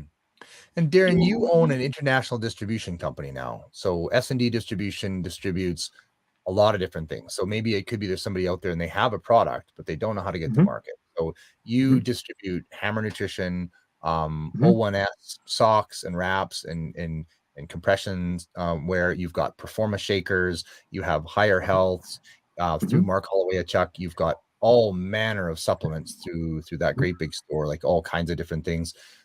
You've got the lunch kits. I got to tell you, if you need a lunch kit for your children, Performa has the best lunch kits in the world, bar none. They are fantastic. They've got a nice little handle, then a big open zipper. They've got a snap lock sandwich container that fits right in. Phenomenal. They hold a freezer pack. They're airport registered safe with the anyway. Phenomenal lunch kits. I just got to do that. What else do you have, Darren? Like, and you've got an arsenal of products. And if somebody came to you and they said, Darren, like, you've got Swim Kick Fix, right? So we got Swim Kick Fix, can be shipped anywhere through you. That's my connection to you. You get a little cut, I get a cut, everybody wins. So if somebody's out there and they've got a product and they're almost ready, they're kind of almost done, but they're stuck with, I don't know how to get this manufactured, I don't know how to get this distributed. That's a connection you have. What are all the things that you carry and get out to the world? And is that something you can help with? Yeah, 100%. So health and wellness is our main space that we like to play in. So anything related to health and wellness, we've got under contract, I don't know, it's 80,000 square feet of distribution. There's 3 warehouses in Canada, 1 in the US, and then I've got access to Europe and to Asia as well. So, certainly from that standpoint, if there's something in that health and wellness space, love to connect and see if there's something that we can do, but knowing that one of the biggest things one of my mentors taught me is that it's never about transacting. It's always about adding value and empowering. So if it's something that we can do to help you, then that's something that we will do. It's not, hey, we got another guy on the line, how do we keep him on the line? Because that's something that's always just drove me crazy. Is the health providers that I go to, they should be able to help me figure it out and move on. I don't need to be coming back month after month after month. So that's something that I have to be able to sleep at night, and I'd love it to be on a big pile of money, but I'd prefer to get the good night's sleep. You have another business too. I don't know if that's part of your world to speak of too. The outfitter one you've combined with as well is another one. You have so many. Yeah. Again, it's connecting with really awesome people, and one of my business partners in that one, he's excited about outfitting and safety, and looking after in that health and wellness space, looking after yourself. If God forbid you have an accident when you're out hunting, that there's something that you can have there. And then the last one, I guess, that was just coming up is Salad Nation. Is there's nowhere that you can get that's healthy, tasty, and fast food. And so one of my business partners and I, we've launched that. You can check it out. You can download the app on Google Play and Apple Store. It's Salad Nation, and we'll be bringing healthy, tasty, fast food to Canada. So our first restaurant should be opening in Edmonton by the end of the year. We did a test run in Port Credit, just outside of Toronto last year, and it was super successful. Because personally, that's really what it comes down to, Scott, is if I have a genuine interest in it, like I need a place to grab quick, like healthy, tasty, fast food. Because that's one thing that I struggle with, and I need to surround myself with people who are making good decisions. So rather than going through the normal drive-through, so it's not out there right now, so why not create it? And that's, if that's where you see a need in the marketplace. Same thing with the Higher Health. Like there was a gap in the space from a nutrition standpoint. People aren't eating enough organ meats. Yeah, that makes a lot of sense to me. And that's where audience first, I guess that comes back to it is that. And then from a visibility standpoint, the other thing that I would doing is if any of your authors or any people in that health space, we can put your logo, your brand on our product, and it'll help you continue to push that message forward. If you're going to do a talk at a Rotary Club, or if you're going to do a talk at a school, and you can give something out that has that lasting, hey, I've got something. We're just working on an NFT project right now with a friend that is just getting into it. It's the Meta Muscle League, and how do you make EFTs tangible or NFTs tangible? And So anyway, we can go on and on. We're coming up over time here, so That's there we go. brilliant, Darren. It's been an absolute pleasure to have you. I mean, you never know where these conversations are going to go, and we covered so much ground. It's phenomenal. How can people get a hold of you? Right? How can people get a hold of you? Best thing you can do is if you want to send me an email, it's just Darren, Darren @performa.com. And that comes right into my magical device that I take everywhere with me. So Darren @performa.com. That's fantastic. Well, we've got Dr. Karen in the queue backstage. And so, Darren, I really want to thank you for your time today. Thank you for inspiring us with your never quit, everything is possible attitude. I look forward to our next time that we chat. And with that, sir, I wish you an amazing day, and we'll connect soon. Thank you. Awesome. Take care. Oh, I loved the fact that he did research on me. Yeah. Like, he's already your best friend. I was like, wait. I'm doing research on him. Of course, obviously, you gotta Google search everybody. But to have it the other way around, thank you. You're welcome. Thank you, Darren. Yeah. He's just the most amazing human, and there are lots of amazing humans, but he's like I said, he's all about potential and possibility. There's just no limits with Darren. He was my crew chief for Ultraman World Championships in 2013.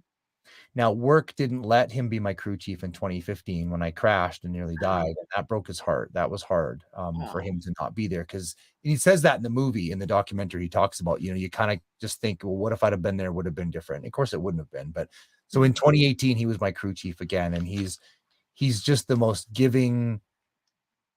He's so selfless, to come on here, and instead of just talking endlessly about himself, he started talking about you.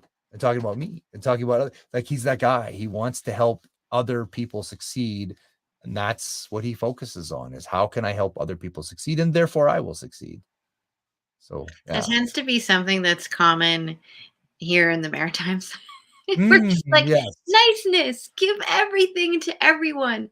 And he had mentioned Cape Breton, and I want to just highlight that St. Peter's is one of those places around where my family lives. And I could go to anybody's house in that area of the world. Their door is open. The TV is on. There's usually some baked goods sitting on the table that you can just eat and then go. Yeah. Leave a note for them on the fridge. Right? Yeah. That's awesome. Karen is back. Yes, you can bring her on. Yes, please, Corey. Let's see Karen. Very excited for our next interview. And that was a good one. That was fun. Darren's awesome. And, I think being Canadians and living in a harsher climate, it makes us better helper people, because we need to be. You need your neighbor to boost your car or shovel you out or take you to work or help you when, we kind of need each other in a harsh. I think I've met Australians who live in the outback that are similar as well. Yeah. Well, how's it going, Dr. Karen? We got a frozen screen. Hopefully that clears. Oh. In and out. Maybe the internet issues are just jumping from person to person now. Is the moon in retrograde? Is there a solar flare? Is there something we don't know about? You are Googled for your sparkle? Yes. Miles I wonder if we could. Yeah, Miles had put a comment, and he's like, Laura, you were Googled for your sparkle, talking about yesterday with Joe. Yeah, well, we almost had Dr. Karen Hardy. I'm assuming she'll be back right shortly. What day today? Oh, the full moon is tonight. Maybe just make stuff up as we go. So let's talk about Karen a little bit. Sure. I looked up Dr. Karen a little bit, but I apologize. I bet you're more complete than mine are. So you had mentioned Flip Your Script earlier, which is one of the other Blue Talks Flip Your Script with Elise Rothman. Yes. And Dr. Karen, has a whole branding, books and podcasts and speaking that's all around flip this risk. Right. Yes. I was like, that just fits so well. So every time I think of Blue Talks, I always think of her at the same time, because she's into risk management. Now, I don't really know much about risk management, so I'm hoping that she will cover that. Yeah, well, think about that. I'm looking forward to hearing from her. I read enough to just be like, oh, this is going to be really fun. I can't wait to learn from her, because yeah, she runs a podcast as well, Flip the Risk podcast, and so she talks about the relationship between high achievers and risk taking, and how that game is played. So there You she is. made it. Hey, How are you? I was managing my risk there. See, it's happening. It's happening all the time. It's all good. Well, welcome. It's good to have you here, Dr. Karen. My name is Scott McDermott, and of course, Hi, this Scott. is hello. Hey, And good to Laura meet and you I both. we're privileged to be co-hosting for Corey Poirier on the bLU Talks Amplify Your Message. So please, could you tell us about yourself? Well, first of all, I thank Corey for making this connection between myself and you for this great, the brand that he established here. But yeah, I'm a native Washingtonian. I was born and raised in DC, and I've had a stellar career in government over 32 years. And I kind of like fell into risk management. It was never one of those things that I put on my Christmas list. It's something that just happened. And I happened to be very good at it because I really studied communications in college.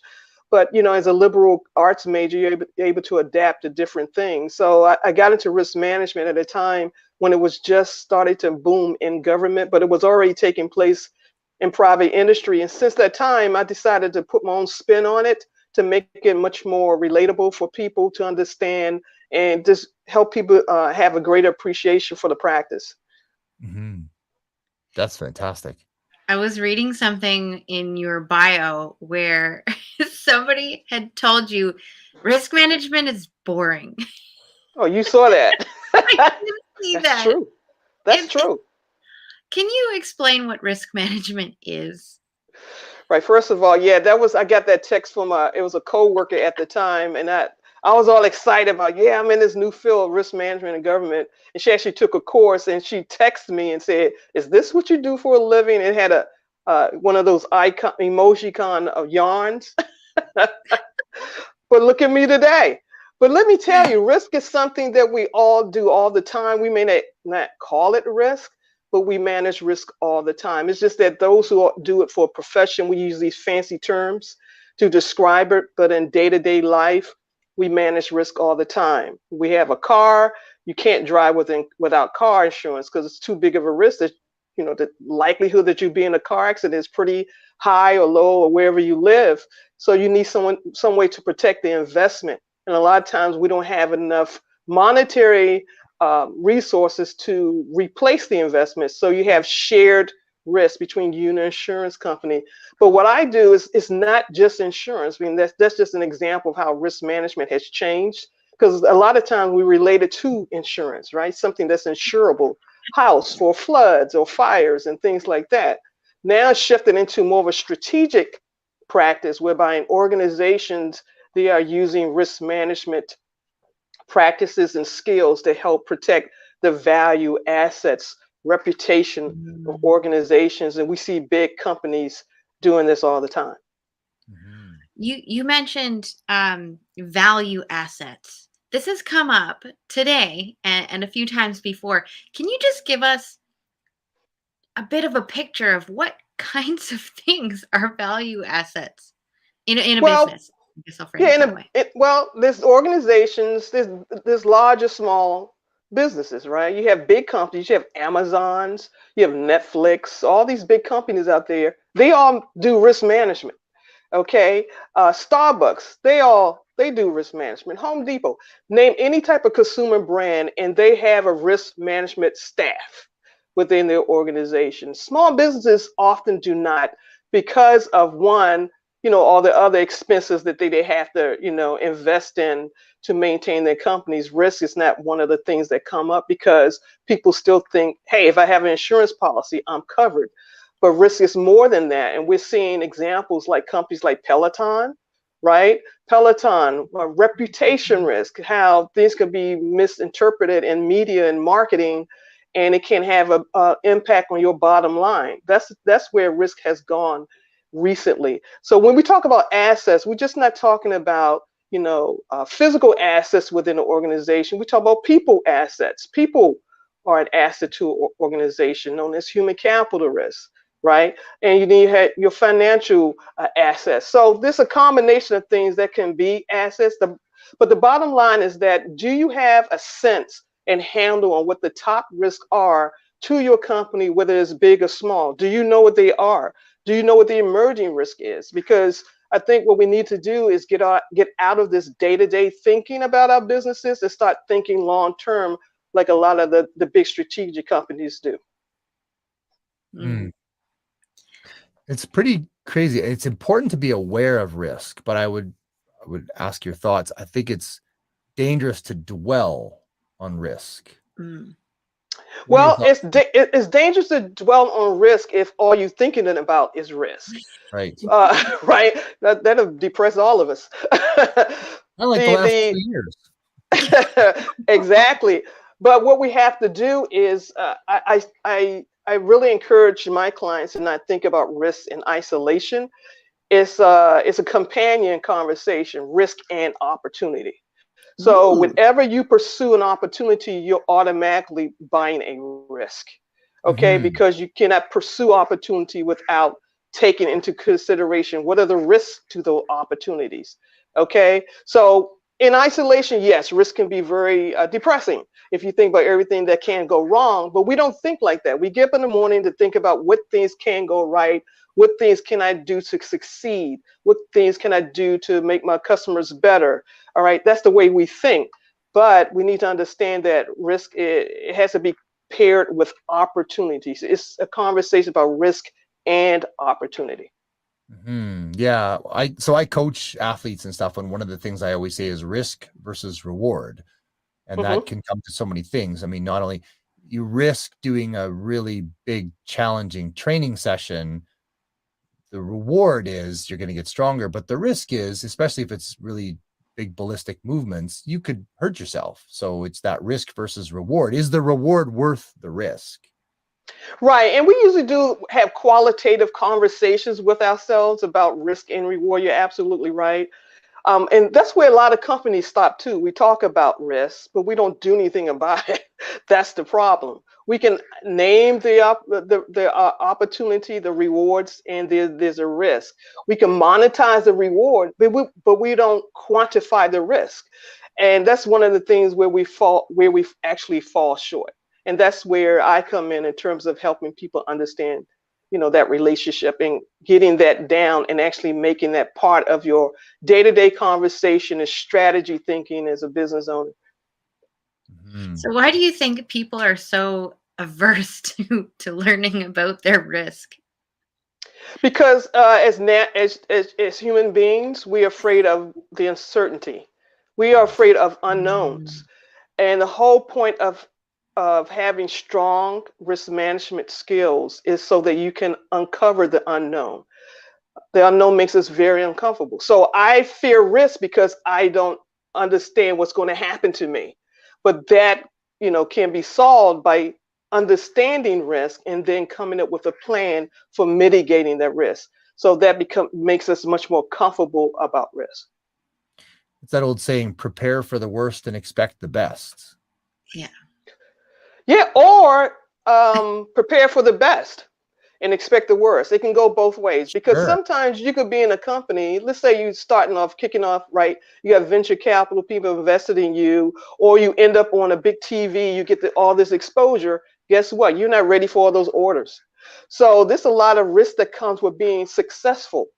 So just not about the downside, but it's also the upside of things, okay? So you have to be prepared either way. All right, not just for the bad things that happen. Good things come with risk too. All right, and that's part of the education piece that's missing when it comes to organizations being successful. They have that blind spot. Yeah, that's huge too, isn't it? If you have a company and you're not selling a lot of product and you have a lot of inefficiencies and problematic elements, and all of a sudden you're overnight successful and you 10x your orders, now those little errors are huge. Yeah, it's amplified, right? It's totally amplified, and those things can get you in trouble. Then all of a sudden your reputation is ruined. That's a reputation risk. So risk is built in all of these things. I think we have to get in the mindset. We need to stop being passive about it, but we can't be intentional about it if we don't know what it is. And education is so important when it comes to understanding risk management. I know some people have said to me, just get rid of the word risk management. Oh, well, you can call it anything you want. Risk remains. You could tear up all the paper. You can not write it down. It doesn't eliminate risk in our lives. Either it's for reward. Hey, it's still there.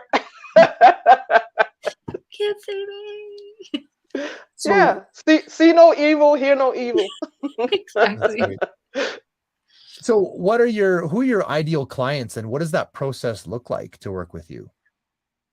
Well, let me tell you about my ideal client. Right now, my ideal client, they end up in two swim lanes, okay? But it's the same type of people. One is that I help organizations really simplify risk management organizations. So I work with top organizations about, their within internally, how they can establish a risk profile and manage that risk profile and how that impacts their strategy. In terms of small businesses, because risk management services, depending on where you go, can be extremely expensive. I like to just give them advice, and I have a free course actually. If you go to my Linktree, Dr. Karen Hardy, you can go there, and there's a free, risk management course. It's really simple. It's not real fancy, but it just triggers the thought for small businesses, some things they need to think about. All right. And then once they go through that course, if they have additional questions, then we talk about really creating a risk management plan or risk profile that's tailored to that small business, because risk is everywhere and it's so broad. So even in those two type of clients that I work with, the bottom line is still the same. The outcome for me is still the same: to grow their understanding of risk management so that they can protect their assets and their success rates. Okay. You definitely want to cover your assets. Especially now, it's cold outside. Yeah. Oh my God, yes. I have another blanket today. Yeah. Exactly. That's awesome. So I would love to know how you speak about this message that you have in a way where people like me who didn't really understand what risk management is, how do you get us to listen? How do you get us to pay attention to something that we don't want to see or hear or speak about? Well, hopefully you know a little bit more about it now, right? I do, yes. Right. Well, what we don't want is people to just learn about risk doing. Did she freeze or did I freeze? No, am I frozen?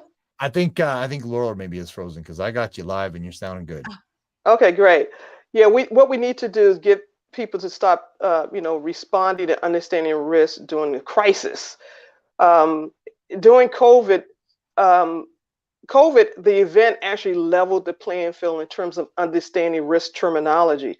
I was surprised to see people on interviews on TV, from barbers to small businesses. They all talk about, I got to manage my risk, in the interview. I'm like, well, yeah, you should have been doing this anyway, not just during a crisis. So one of the things that came out of this, pandemic is the fact that it actually helped, just everyday people understand the language of risk. It's something you can relate to, but it shouldn't be a crisis that does that.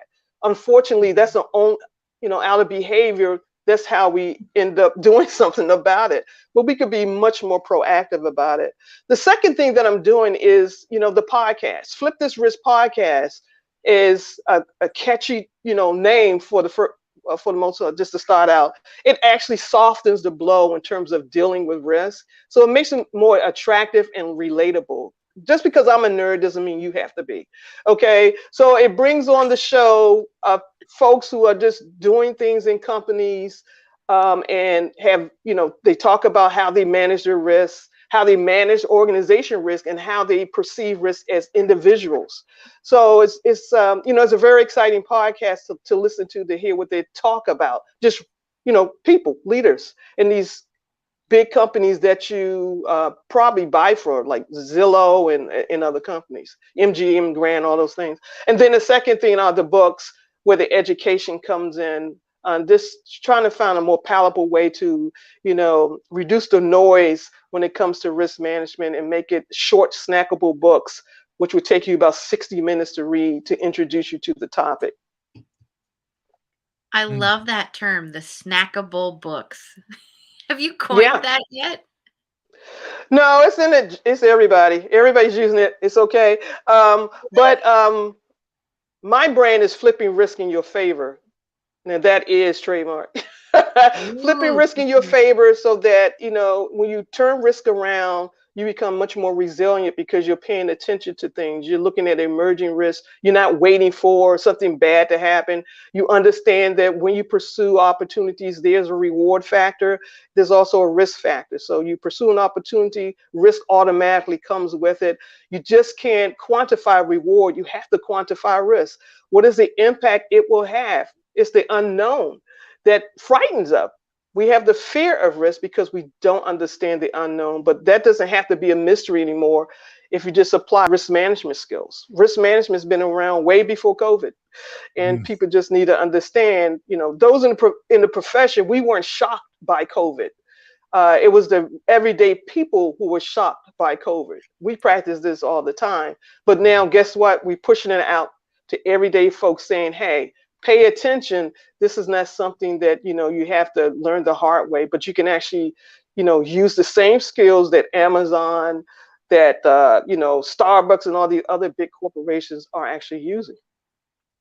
So what is one of the biggest risks you find small businesses or even solopreneurs or micro businesses, like those smaller groups, what do you find the biggest risk is that they have?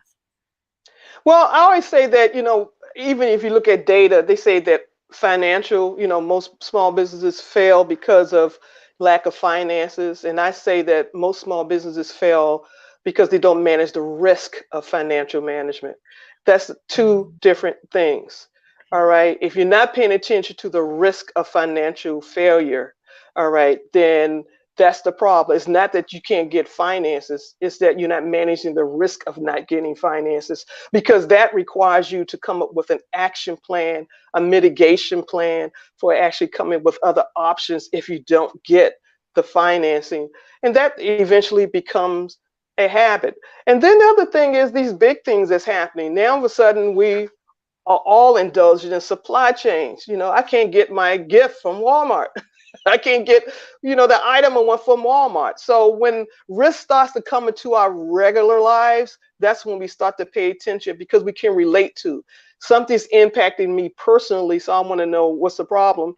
But on a bigger scale, supply chain risk is a type of risk, right? So that's the risk of today. But risk is all around us all the time. And for businesses, I would say that the biggest risk for any business right now is not to do a risk assessment and establish the risk profile so they can get a sense of what could take place, what could hamper me from accomplishing and pursuing and achieving my goals. What are those things? What do they look like? Describe the scenario. It's just not reserved for those big corporations. And I think it's a big mistake for small companies to assume that that's just for big corporations. I don't have to worry about that. It's kind of an interesting problem. I know I ran a fitness center for 18 years, and whenever we would come up with a new program or a new marketing campaign for whether it was a 6-week thing or a 12-week thing or a monthly thing, whatever we're going to do, I would gather together with my staff, my key staff, and I'd say, okay, what could go wrong? Like what are we not seeing? What could go wrong? Why will this fail? Let's come up with 10 reasons this is going to fail. And we would brainstorm on that. And at first they'd be like, what are you talking about? It's a great idea. Okay, great. I think it's a great idea. You think it's a great idea, but there's going to be somebody that thinks it's a stupid idea. How is this going to fail? Does that make sense? Is that how you start with a risk profile? Because the problem with risk is you don't really know what it is yet until it comes. And especially if you're new in business, that's an unknown. And now experience helps. Yeah. There's things that you know, and there's things you don't know. and things you can't know, but things you can know. So you have to establish, you have to use those 4 different boxes. What things do you absolutely know? What are things that you can know, but you don't know? And then there's unknown unknowns, which are known as the black swans. All right. So there are those things out there. So you manage those things that you can, all right, and then you put certain strategies in place to help mitigate the impact. Because risk, like I said before, you can't buy down risk. You can buy it away. You'll never have enough money to get away from risk. What you're trying to do is have reasonable assurance that we're doing everything we can to ensure that we can achieve our goals. All right. So things will happen. Here's a realistic thing. Things will happen. All right. That's the stance we should take. The question is, how will you minimize the impact of these things happening on your business?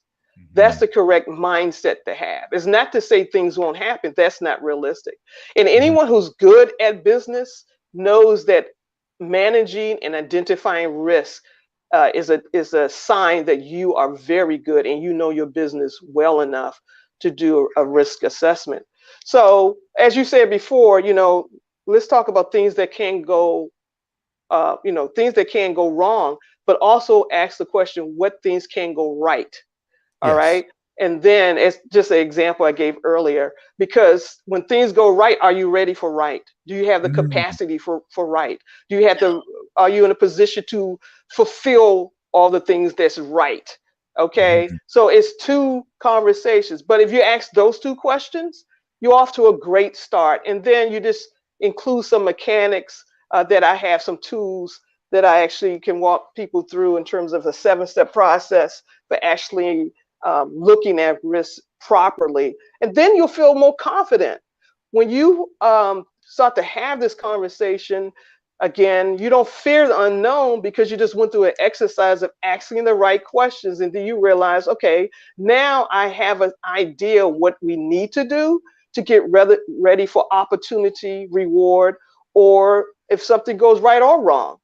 Now we have, a response plan, and that's what's the most important thing is. That's awesome. To me, that comes to mind of there's like 4 pieces. We always, I think, when we're planning something, tend to think about, well, this is what's going to happen. It's going to go really well.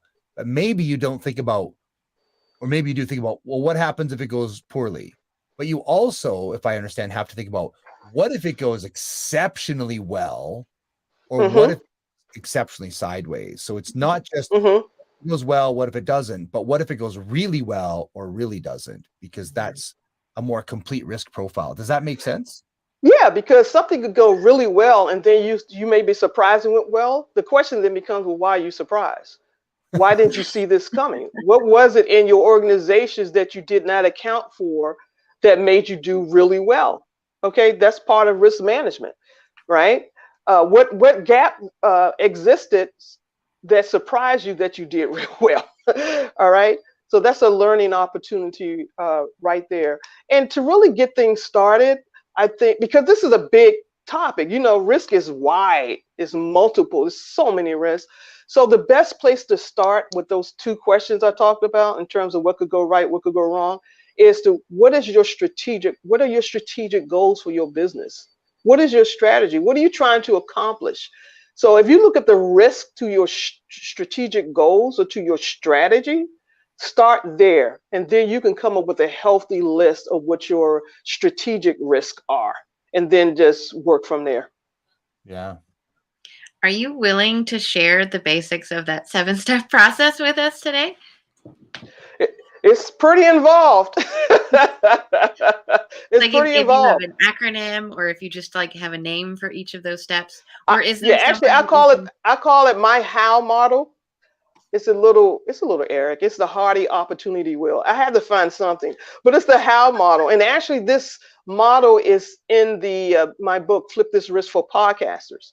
Okay. If you go to that book, it actually takes people through a risk, what we just talked about here, an exercise called the how model, and a 7-step process that I recommend. If you go to my website, flipthisriskpodcast.com, and I have an online store there. So the book is there, and you can just order it on Amazon. And you'll also be, led to a case study that's part of on my link tree. But yeah, I actually walked them through the 7-step process. This is the process that these big multi-billion-dollar corporations use in their daily business. I don't understand why small businesses are not doing that. Probably because they didn't think that they needed to, or that it was just something for corporate America. And I'm telling you, companies are missing out on this skill set. And they really need to jump on it as soon as possible. But if they get that book, it would really introduce them to that. Well, I will share the first step in that, and it's all about organizing the process, right? You got to organize the process, and that goes back to the strategic goals. And then there's 6 steps after that. It's like follow through. If you say you're doing effective risk management, then you should touch on each one of those 7 steps. And that just clearly depicts the importance of follow through, whether it's on your risk management profile or whether it's in amplifying your message and sharing it with other people or the connections. Follow up is so important. Yeah. But if they follow the 7 steps that I've identified, I'm telling you, you will be practicing risk management, because some people think it's one of those weird things is out there somewhere.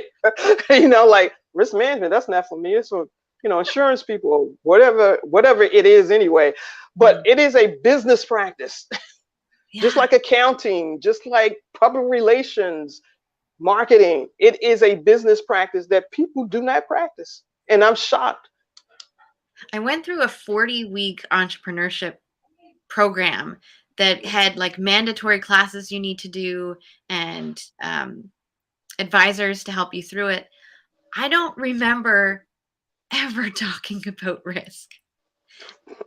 Right, exactly. And I'm wondering what course was that? That's not good. That is not good. I remember it being mentioned of, well, what if you don't get the clients? But other than that, it goes beyond that. It goes beyond that. I mean, you need clients, but what if you get the clients? Yeah. What if you do get the clients? Now it's like, oh my God, no. Exactly. That's what happens. Do we have the appropriate resources? Do we have the capacity? Do we have the right price point? Do we have a delivery system? Have we thought about if the post office is closed, if there is a shutdown? Have we thought about all these things? And that's what risk management does. It makes you think outside of this bubble and think broadly about your business, not the traditional training that you're getting out here. Again, if you go to my link tree, Dr. Karen Hardy, there's a free course for that. As I said, it's not fancy. I'm not trying to be fancy. I'm trying to make it simple and to the point, to things you need to think about, because I really want, small businesses to be successful. It's funny that you brought up the mail place.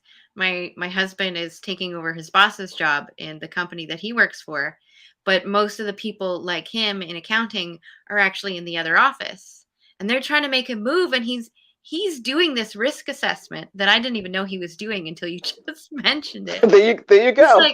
But the mail carriers only come at certain times. The filing system is doing this and that, and I just put those pieces together. So thank you for that, Aaron. Yeah, because that's happening. But again, it's good that he's doing it on his job, but a lot of small businesses don't think that they have to do that. And I don't understand why they don't. Or it's just a matter of education, meaning, well, no one told me.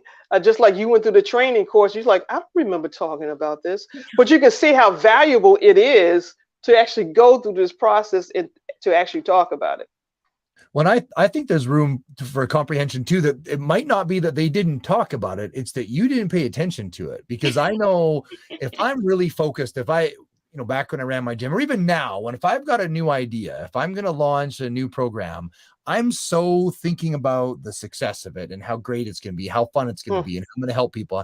I'm not thinking about what if it goes sideways. And so it's not that it's not there. I'm not thinking of it. Or if I'm in a course and they talk about this is how you can succeed, this is go wrong, I'm like, oh yeah. Like we talked about yesterday with Ethel, Pastor Ethel, about when you're in marriage counseling and you're 20 nothing years old and you're just so gooey in love, and the pastor's talking about, well, you could fight and get mad at each other and divorce, and you're like, oh, that'll never happen to us. That would never happen to us because we never happen. We're in love. We don't understand. We're in love, right? So there's a piece too where, as a business owner or an entrepreneur or a writer or a podcaster or whatever, you're in love with your idea and you're not thinking about what's going to happen when your idea has an affair or has a second family that you don't know about. But yeah, absolutely, I totally agree. Even for myself, you have to practice this.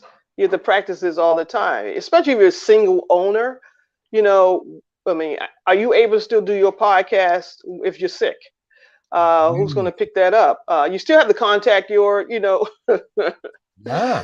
virtual assistants. You still have to manage people. I mean, contingency planning is part of it, right?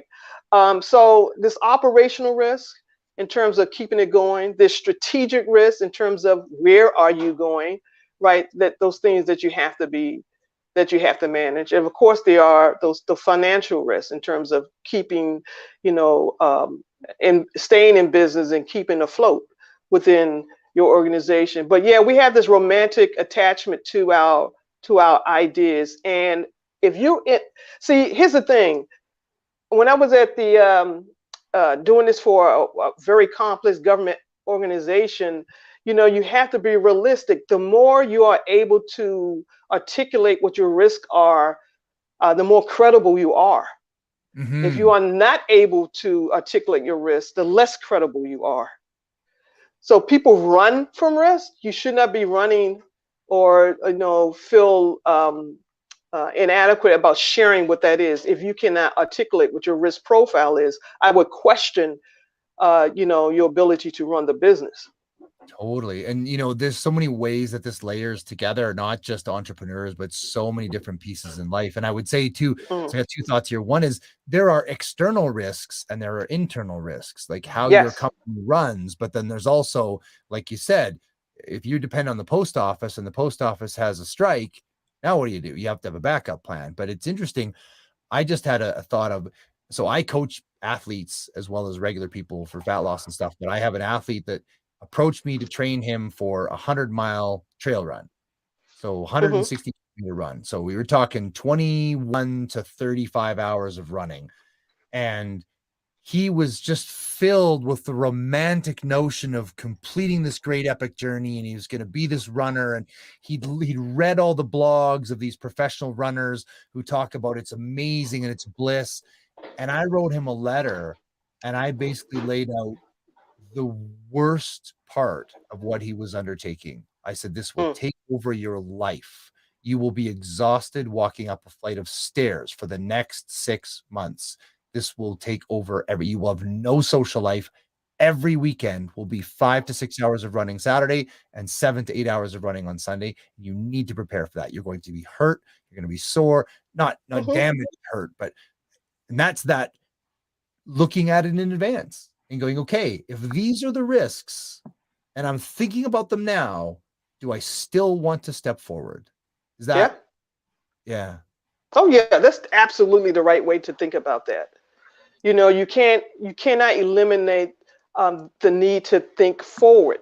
Okay. And that's called the emerging risk piece of it, because what you just explained and described is the easy part in terms of, everybody wants to get someplace. Everyone can describe, oh yeah, that's a problem. Oh, it's great to achieve this or that and the other and fantasize about those things. The hard part is actually accepting risk, being able to identify what it is and face it. Okay, be realistic. Accept the fact that things happen. You cannot eliminate it, all right? But you want to minimize the impact if it should happen. Every February, the World Economic Forum comes out with their global risk report, right? And the global risk report, they're in Davos and they all come together and say, hey, these are the top risks that's going to have the greatest likelihood and impact for the next 10 years. All right. And they list what those things are. All right. The only thing about that report is that it is kind of depressing, because it looks at a lot of stuff on there is kind of like, boy, that's not very inspiring. But you could do that for opportunity as well. But the point is that they've looked at not only the likelihood, but impact. And that's what you want to do wherever you are. If you're looking at this from a personal point of view or business point of view, okay, what is the likelihood of a particular risk of happening? What's the likelihood that's going to happen? And then what would be the impact if it should happen? All right. Two different things. That's how you measure risk. All right. And once you know that answer, you know what to focus on. Something's a priority and other things aren't. All right. And so you focus on that. COVID was on the global risk report years ago. All right. And other things, privacy, cyber attacks, all those heavy things. Well, but I want to ask you guys, what are your top 3 risks in your company, for you personally or in your business, in your mind? Just ask yourself that question. What are they? And do I have a mitigation plan in place? If that risk should happen, will I accept it, or will I share it with somebody? Okay. Or can I transfer it? Can I just get out of the business that creates these risks? All right. So, those are the type of questions you need to ask yourself. What would be your response if it did happen? One interview I had was with Jeff Hoffman on my podcast. Now, Jeff Hoffman is one of the founding members of Priceline.com. And he was willing to talk to me on my podcast. And I asked Jeff, when it comes to managing your own personal risk, what do you do? What's your approach? And he's a great, have you met him? He's phenomenal, global entrepreneur. He said, I start to write down on paper, what could go wrong, what may go right. I envision myself in the scenario. He said, I envision myself in the situation, what I do in that situation, and then I make contingencies for what that would be. It sounds simple, but no, a lot of people aren't doing it, because you have to sit down and really have that conversation. Well, I think it's because you don't want to. People don't want to plan their funeral either. Even when they're sick and older, they don't want to think about it, because I don't want to think, well, that's yucky. Let's just talk about the good stuff. That's a little naive. Yeah, right. It's not fun, but okay. that has nothing to do with anything, whether it's fun or not. Yeah. It's called sound management practices. Yeah. And risk management is a sound management practice. Yeah. It's funny you brought that up, Scotty, because my old boss, he planned every single detail of his funeral. And then he was like, I'm ready. And he died with his wife at home, which is exactly what he wanted. And everything went really well. And it was a beautiful experience. Yeah, I have the experience of a few family members who refused to plan anything to do with their funeral and then passed away. And then it's a mess. Well, you have that funerals in businesses too, like Borders. They didn't plan for their funeral either. I mean, when you start to think about companies and how the lack of risk management leads to things, that's just one of many examples of how Borders didn't think about their strategic online vision, right? They didn't think that they didn't have anything to worry about.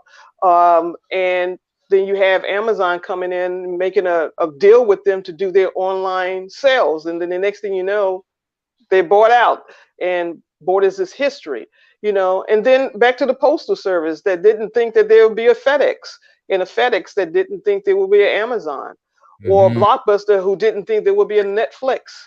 We can go on and on, with these examples of a lack of risk management practice, not just for the everyday business person, but from some of these stellar corporations who just can't get the lesson right.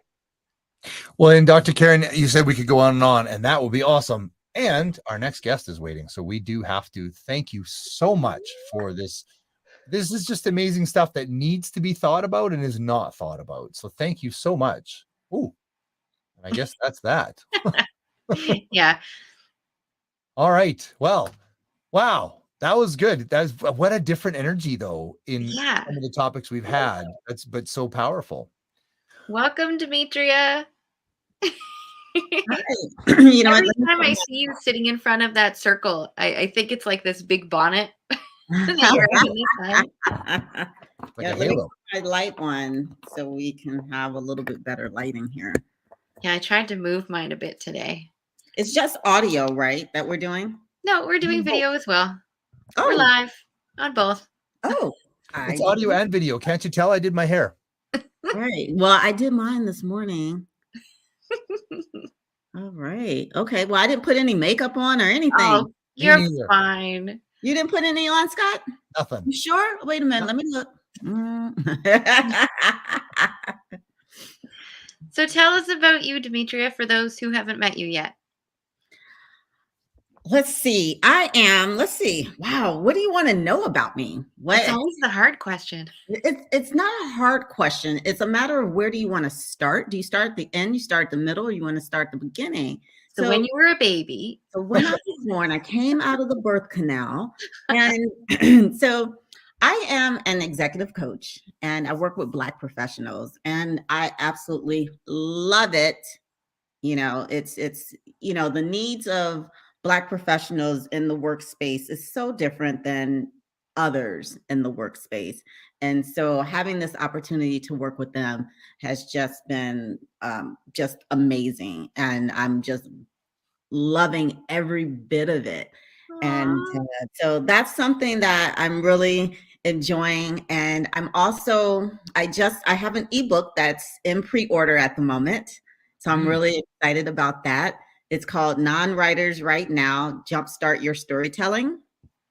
And, there are so many people that are out there who are afraid to really tackle writing because they were told by a teacher or a professor that, you're not a good writer or this is horrible or who taught you how to, do this. And it put a sense of fear in many people.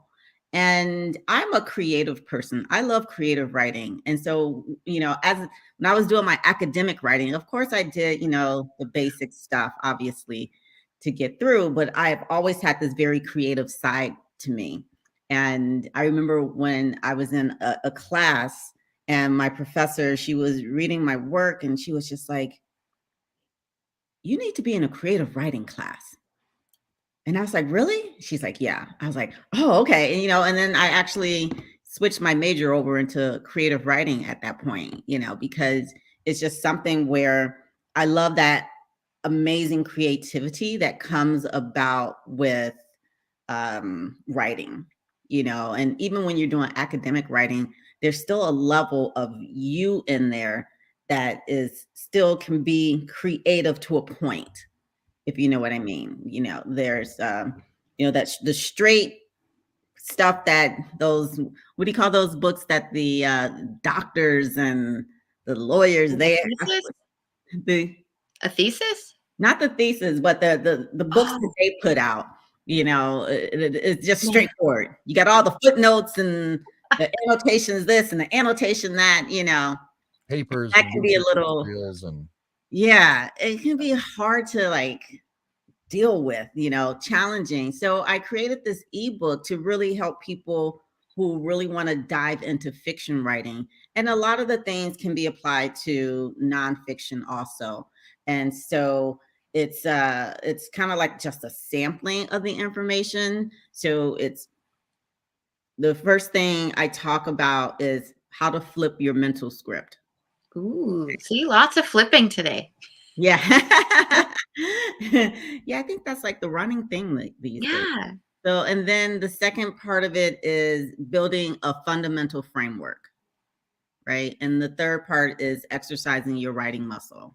And so those are three things that I capture in this particular ebook. And so, when you flip your mental script, that conversation that person you had with that person that told you weren't a good writer, we need to get rid of that, and to really embrace the creativity that we have inside. Because when we were kids, that's all we did is we used our imagination. We created these characters and we colored and we drew outside of the lines and we just made these amazing, pictures. And some of us had imaginary friends and things like that. And so we were storytellers as kids. And so as a storyteller, as a kid, it starts to fade away when someone stifles your creativity. And so this is a tool. My ebook is a tool for people to really get back to the basics and say, you know what, I can do this. I look at, you put a noun and a verb together, you're a writer. John laughed. Done. Right. No. And I would say too, I have a thrilling piece of this that I love that you touch on this. I have a young son. He's turning 10 soon, and he has autism and ADHD, and he's 10,000 miles an hour, and social things don't make any sense to him. But he's so creative and imaginative. Like, it's unbelievable how smart he is in his imagination, and yet getting by is the thing we're teaching him. But he will tell us stories, and of course we're parents, and so after a while, after the third hour of him droning on about this fantasy that he's created to the nuances of detail, you just turn it out, he can't even anymore. But his school announced this creative writing contest. And he's like, oh, Dad, I have this story. So in this story, okay, so I go to NASA, and then it turns out that there's alien robots, and he's just going on and on and on and on about the story. And I thought, okay, Scotty, you got to figure this out. How do I help him? Because his printing, oh, wow, I would rather wrestle a drunken elephant trying to kill me than help my son write 12 printed letters. It's just not happening. And I thought, I talked to his teacher to make sure it was okay. And I said, can he use voice dictation? Exactly. Absolutely. So I set him up in my podcast studio, and I opened up a Word document, and I opened up the dictation thing, and I clicked auto save, and I brought him in here. I said, okay, buddy, I got to go coach somebody for fitness in the garage, but you click the microphone, it's going to start listening. You talk into this and just speak a little bit slowly so that it will understand you. I want you to write your story this way. And he's like, okay. And of course, the first thing he has to do is play with all my buttons, right? What does that button do? What does that button do? Like, he's got to play. Okay, we got that out of the way. And then I said, okay, I'm going to go to work. You write your story. And you got to understand, other than Lego and drawing, my son doesn't do anything for more than a few seconds. He's doing something else. Right. He sat here by himself, completely unattended. My wife was not home. He wrote a 1,300 word story. Nice. Nonstop. And I said, when you're finished, you can go play Minecraft, which is a big deal because we don't let him do that very often. He wrote the story start to finish. It auto-saved. He went and played Minecraft. I had a 1,300 word story. Now we had to go back in and show him how to do punctuation and capital letters, and because it's just a run-on sentence. But I love that this is our world now. Yes, it's different, and that's such a gift. Hey. It's completely different. And, you have to embrace technology, especially if you're someone who is used to writing or typing on a typewriter, and that auto, And then, but the thing is the repetition, even if you use computers now, if you're constantly typing as a writer, your muscles, you get, aches and pains and joints and arthritis and everything else that's associated with that. And so being able to use a tool such as the dictation is really, really important, and it's something that I think I may start doing, but it's hard too, because it's a different mindset to actually speak into a microphone your thoughts than to actually type them or to actually write them down. Because I still like writing things down on paper. I actually used my phone earlier today to type up some notes. And I was like, because I had some thoughts in my head. So I'm taking that on baby steps, Yes. So a piece of paper, I use the phone, I start, and I'm multitasking. I'm like blow drying my hair, and I'm like, okay, type, create this. What is this? And it was just one of those things. And I created all these questions that I had to form for this project that I'm working on. And so, for me, those are baby steps. And the next thing for me is just talk into the phone or, some kind of dictation to really, move it that way. But that is huge. I'm trying that too, Demetria. It's like, I'm very much a hard paper and pen kind of girl. So my Facebook Messenger, I message myself. Like there's so many notes in there because I'm not quite ready for the whole voice to text thing, Yeah. but I'm working on Yeah. I live by it. I have not type texted anybody in 2 years. I voice text. I have a correct a little once in a I while. swipe. I Swipe. always forget about that voice texting thing. And then I forget about the swiping. You can swipe. And I was like, oh, yeah, there's just so much that's out there right now. Sure. It's all about making it faster. And it's interesting for me how I got into voice texting and voice typing and dictation is through forced application. When I nearly died in 2015 in the crash, I'm left-handed and I broke all of this. So Right. I can't type anymore. So I learned by force how to use voice dictation. And now I just still like it. It's still really Yeah. Well, I applaud you and your son for, being able to create this story, this 1,300 word story. And, that's brilliant. We have to really embrace that. And more kids should be doing that. And I was just on I was a judge on a panel at a school for young kids. They were, I think kinder, first, second, third graders who like creative writing. And so I was asked to be one of the judges to, judge their work, like Scott was saying.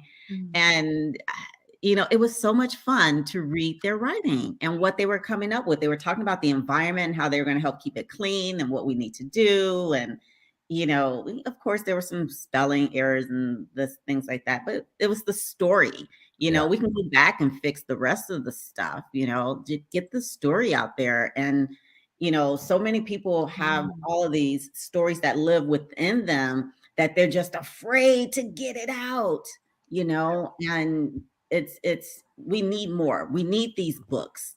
We need if it's a physical book, an ebook, an audio book, we still need that content and to be out there because that does help enrich us, especially in this time of isolation that we're all in, with the pandemic. And so just having that access to be able to, even if you don't go to the store, you can download a book and you can read it. So I do appreciate technology in that way.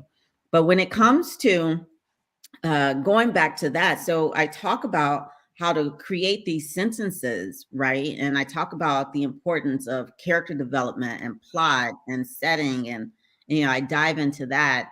And then also just that foundational framework is really, it's all about outlining. How are you outlining your message, what you want to do and create? And so I also talk about how, when we're creating, we think about Beethoven's Fifth Symphony. And you have the crescendos and, it ebbs and it flows, it goes up and down, it reaches a point, so that's what we have to look at when we're writing our stories, that rising action, right? And then how is it resolved at the end? So you have your resolution, and who are your heroes in that story, Yeah. So it's writing is, I love it. I just love writing. What is your favorite part about writing? Like, I know that you write books and you write posts and you do podcasts and interviews and stuff, but what is it about writing that is so powerful for you specifically? Character. It's all about the character for me, character and character development, because I do playwriting also. And playwriting is different from screenwriting because with playwriting, you're focusing on the character and the dialogue. In screenwriting, you're focusing on that action to drive that story, And so, but I just absolutely love characters. And for me, it's not what's on the page, it's what's excluded from the page. And when you think about playwrights such as Beckett, he was a master at that, with Endgame, Waiting for Godot. It's like, you dive into it, and many people don't get it, but I'm someone, I can tear it apart. I was like, oh my gosh, this is brilliant. I love this, this is amazing. And people look at me like, Beckett. I'm like, yes, you don't understand. It's not what's on the page. it's what he didn't say that's actually creating the story that's on the page, you know, and it's that character development and how they respond to each other, and, you know, how they look at each other when you're writing it, you can see it, but, or even if you've seen the movies and things like that or on the stage. But yeah, it's the character for me. It's all about people and those nuances and those ticks and twitches, and, you know, what makes that character so rich and different from the other characters that are around. So that's like, oh, I just love it. I'm curious. So I think my favorite is the hero's journey, right? There's a character who doesn't realize he's awesome, realizes he's awesome, faces a conflict, fails, meets a mentor who helps him overcome the obstacle, and he's great. That's sort of the hero's journey. What other journeys are there character-wise? Like, is hero journey the only way? Like, I feel like that's been done so many times now. Like, is there another journey? You know, that's a really good question, Scott, because sometimes that hero's journey, you're just like, oh, really? Come on. Like, we know what's coming next. Yeah. I was watching a TV show the other day, and I knew exactly what was going to happen because the character picked up the woman and he threw her across his shoulders. I mean, like literally across his shoulder, because she was unconscious. And they were walking out of the scene with the bomb had gone off, and you just see him carrying her, and he comes from the smoke. And I was like, oh, is this not cliche? I was like, is this all that you could come up with? Yeah. This is 2022, 2021, you know, and because I think it was done in 2020, 2021. But it was just like, that is so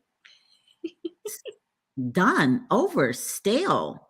Yeah. You know, I mean, yeah, you have to get out of the scene. Yes.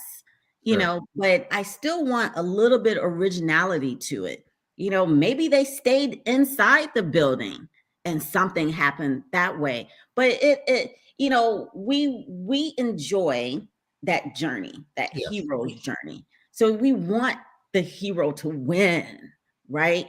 And when that they get that villain comes in and gets butted against that hero, it makes us go like this. Yes. Case in point, I was watching a show on Netflix, and I saw the show when it first came out a couple of years ago, and they just created the second season for it. I mean, I don't know if I can say the name of it, but I was watching Raising Dion. Oh, and, love it. Yeah. And so, yeah. And I was just like, I stopped watching. And I stopped watching, not that I'm going to pick it back up, but the reason I stopped watching is because the villain was on the attack.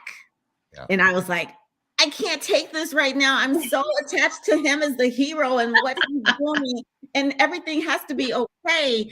And, you know, so I was like, let me put it down and I'll come back to it, you know, but it's like, that's that attachment that we have to that hero's journey, and you want to see them succeed and you don't want to see them fail, you know, or to be caught into some kind of masterful plan of deception and things like that, because I know that's coming. Yes. And so I was like, let me just prepare myself. Yeah. Let me take a break, and I'm gonna come back when I'm ready, and I'm gonna watch the little boy save the world. Yeah. Yeah. My son and I love that show. We watched the whole first season. I'm so blessed. Like, losing my gym because of COVID sucked in a way. It was very emotional after 18 years of running a fitness center to let it go, but whatever. But the beautiful thing, and I could see that, was that I get to be home all the time. So now I coach people online and I get to be home. And so when I train, because I train for a triathlon, I'm on my bicycle or the treadmill, and my son is beside me, either on the elliptical or the treadmill, whatever I'm not using. We watch Dion. We watch all kinds of things, but we watch Raising Dion on Netflix on the TV. And my son, when he's on the treadmill, he's so excited, he jumps up and down on the treadmill. He can't wait. He's like, no, Dion, that's the bad guy. And you know, there's that piece where we know it's the bad guy, but he doesn't know it's the bad guy. And then sometimes they'll flip it. They'll go, well, he's not really the bad guy, he's possessed by a bad guy, so he looks like the bad guy, but this is the bad, you know. So they're still messing with the hero's journey, but you know, that's, I guess, the dance, isn't it? Is how to do the template, but not look like the template. Yeah. But, back to what you were asking about the journey, there has to be a journey, and if that journey is resolved in a positive note or a not so positive note, that's up to the writer, the creator, right? But, because sometimes at the end, there needs to be that down, that sympathy, that empathy, that compassion. Maybe there's a death, right? So maybe there's that finality to it. But then there's the other times where it's, it's wee happy, happy, happy, happy, happy, and we like both. We enjoy both. Our emotion, it's an emotional tug that we go on. And sometimes we cry and sometimes we laugh and we're excited. So regardless, you have to have a journey. You have to have that rising action, that falling action, that resolution that takes them to that place. Because when you think about, Beethoven's Fifth Symphony, it has those moments where it's like, ta-da, and then it takes you down and then it brings you back up. And so it's the same thing. It's that creativity where he takes us on that journey through the music. I have a love-hate relationship with the journey because I am definitely the one who will watch Disney movies and I'll be crying. I'll be like, no, they weren't accepted. Something like that. Whatever just happens to be my emotional outlet that day. We were watching Encanto. Yeah. It's just the same thing. I got to a certain point where you relate with a certain character and then the tears start coming. I'm like, no, I'm fine. No, I'm fine. And my daughter looks over at the completely wrong time. There's like this big tear streaming down my face. She's like, it's okay, Mom. She's rubbing my back. It's just a movie, Mom. I know. Yeah. I get into it every time. Yeah.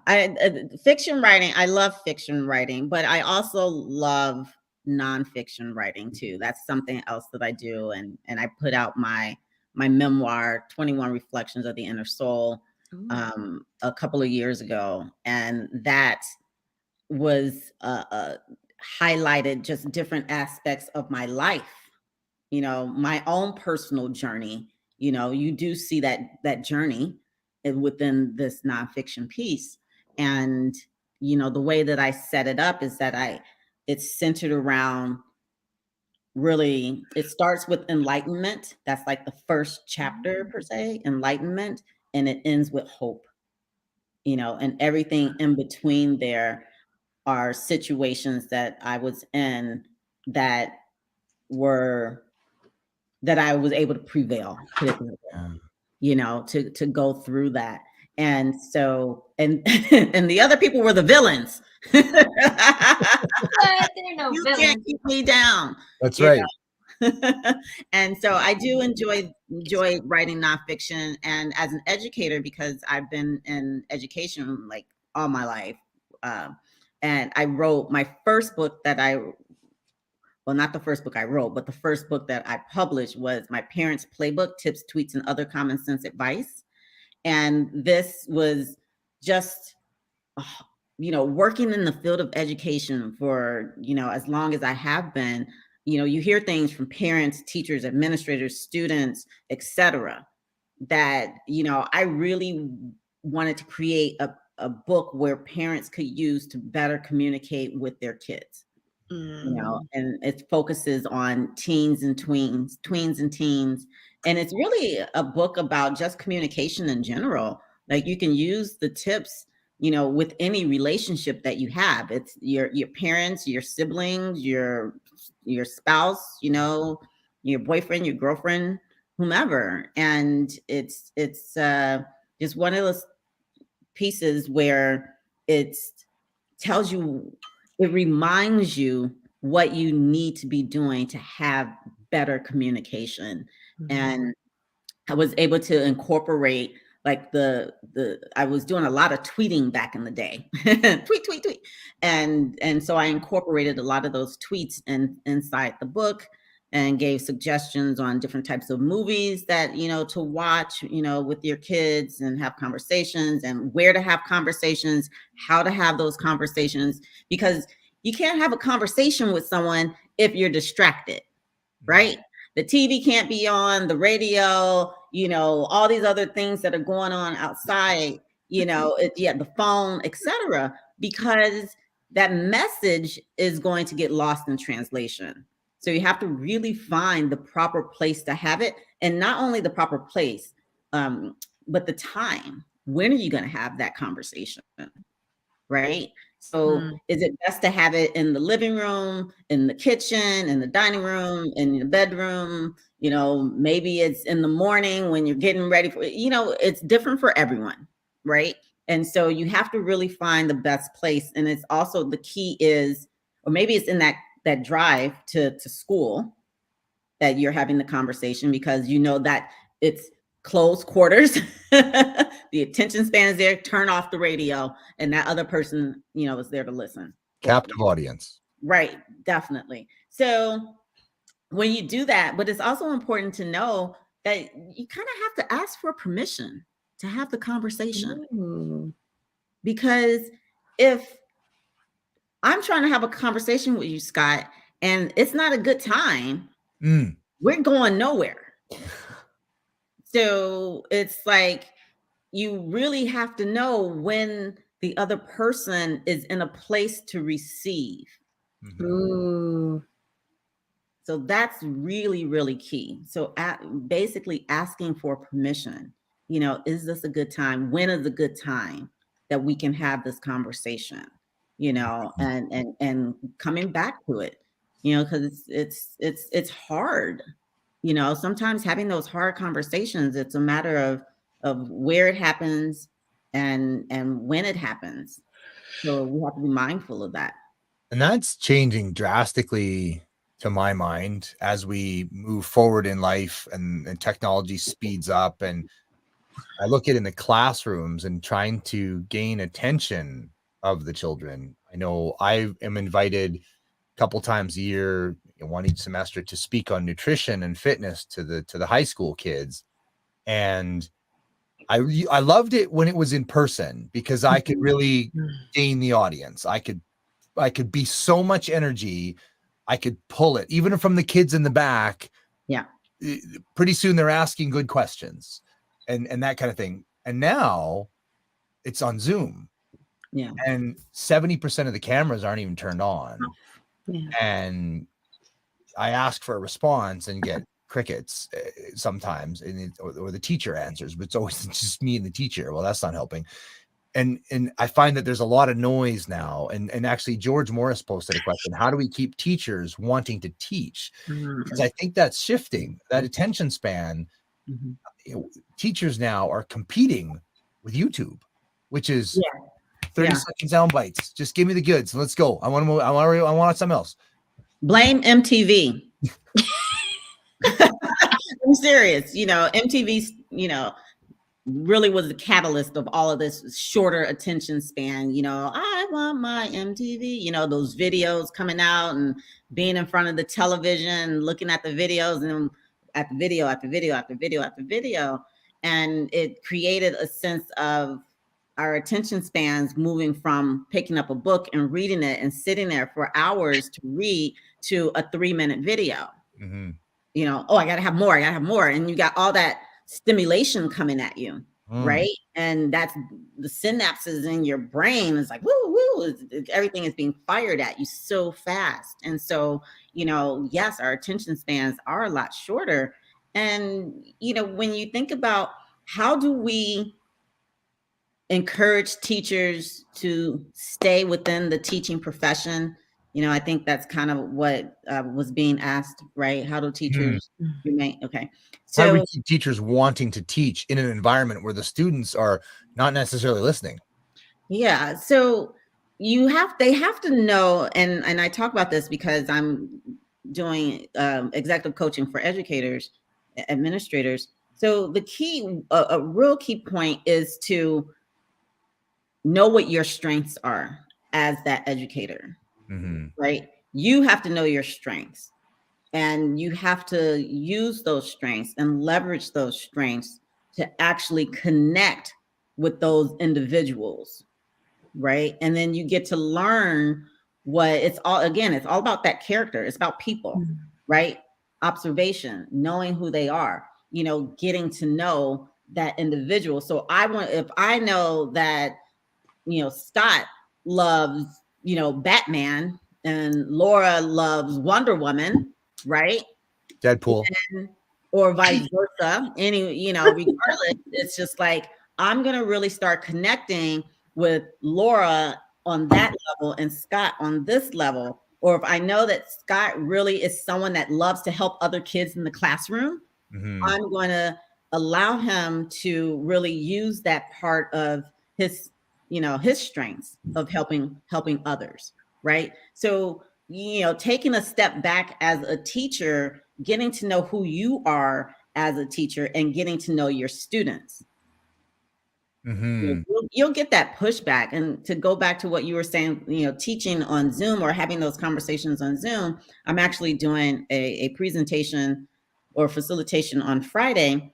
And, you have to set those norms of interaction, right? So, one of the things that's required is to have your camera on. That's part of being in this space. Yeah. And you can't be in your bedroom, laying on your bed and, doing those things.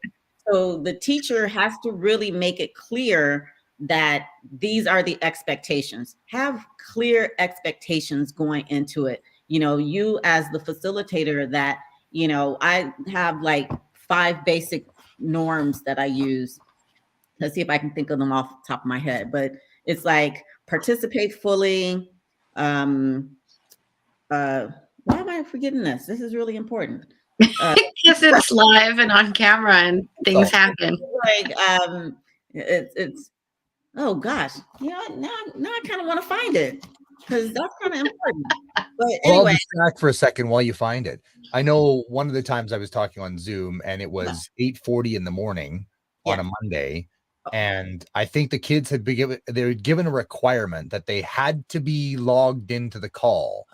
But I think the kids just went like, okay, I'm logged in, camera off, mute, I'm going back to bed. Or, like they were technically logged in, but it's like okay, you need a few more requirements. You not only have to be logged in, your camera has to be on. You need to be dressed and ready to learn. We have to establish those boundaries. We do. And it's interesting. I think we've got a really flattering comment here. So George, the one that earlier asked about keeping teachers teach, he said it was not early MTV, it's been Facebook, and you're too young for early MTV. Well, I'll have you know, George, thank you very much. But it happened to be 53. And I remember when MTV aired its first show, I was there watching Mark Goodman and Nina Blackwood and all of those guys. I was there. So thank you very much for thinking I'm not old enough. But I know, right? Yeah. Thank you, George. Right? Facebook is so young. Well, you're too young to remember MTV.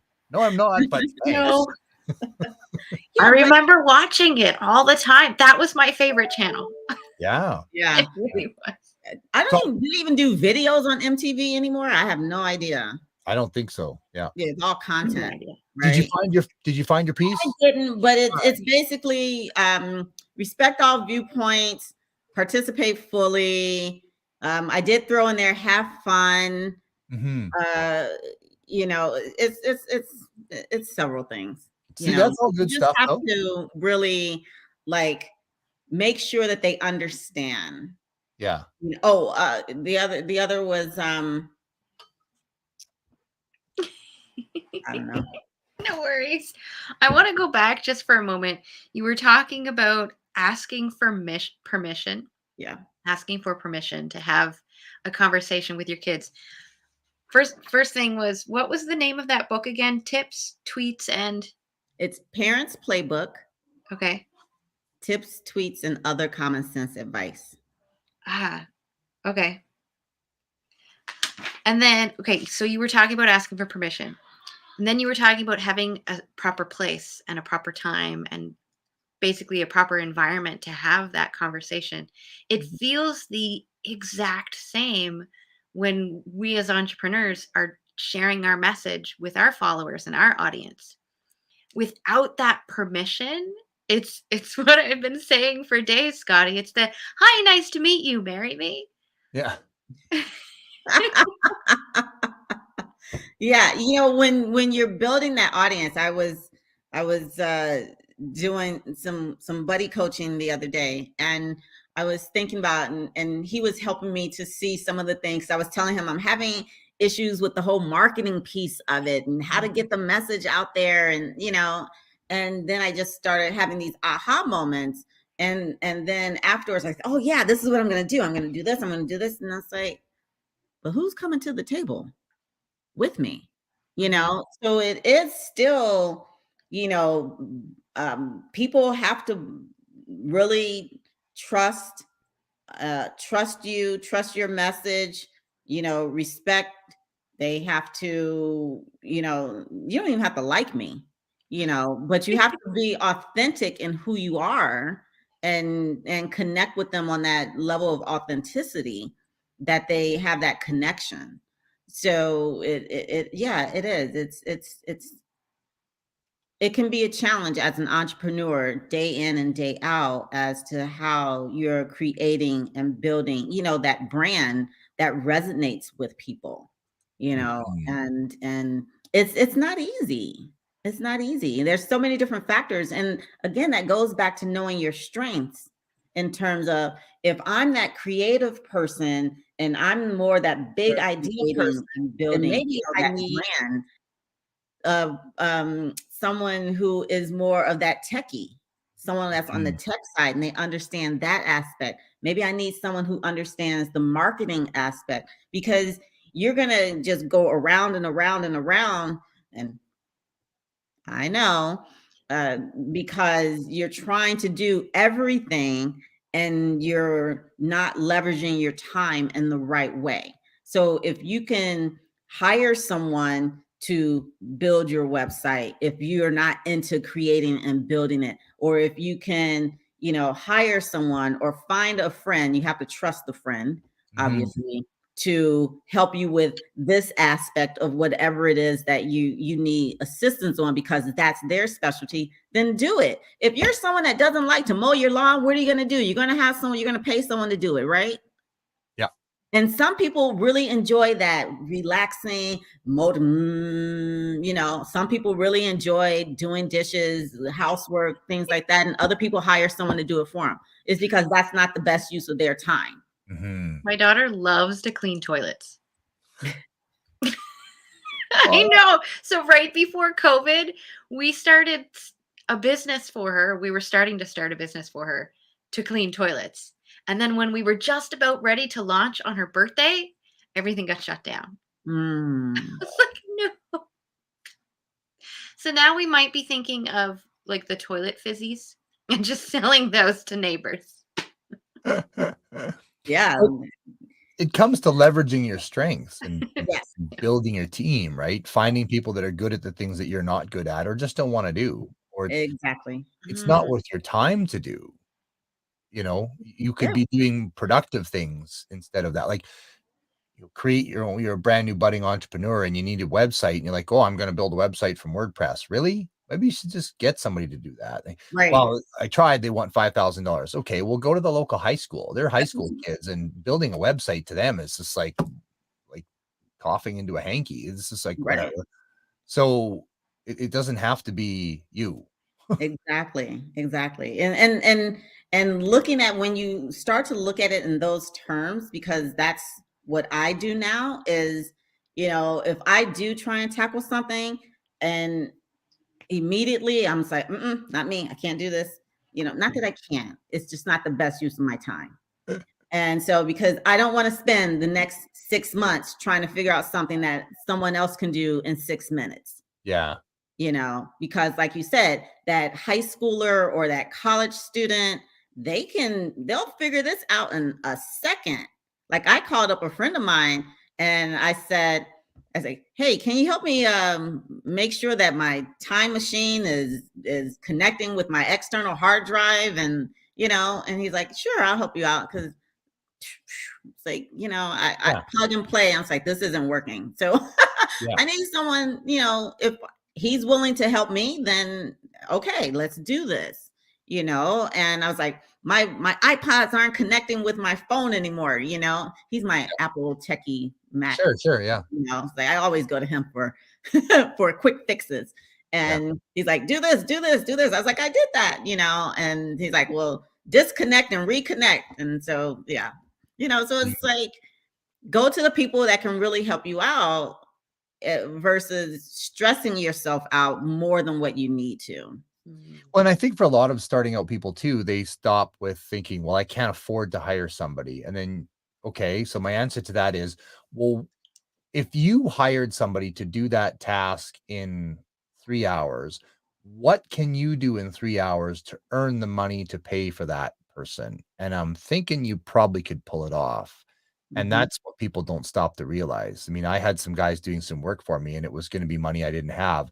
And I thought, you know, if I do that work, it's going to take me 5 times as long as it's going to take them. So if they're going to do it in 3 days, it's going to take me 2 weeks. If they're going to do it in 3 days, during those 3 days, can I do enough to earn the money to pay for them? And I totally did. Exactly. And then now so we're down to our last couple minutes here. Oh, okay. Is there any final, like a success story that you just love or something, you know, final 2 minutes, if you could say something to the world that would really just blow them away, what would that be? Oh, wow. No pressure. No pressure. No pressure, no pressure. That's 2 minutes. As a writer, you know, it's really important to simply write. Keep writing. Always write. You know, and it doesn't matter if it's an email or if it's that text message or if it's a letter, if you're still writing letters, or if it's a memo or a note or something, you're still writing, right? So you're still you're still creating, you're still putting words together to create something more, right? A story, information. And so I would say that that's part of the exercise, your writing muscle, is that you have to constantly be writing.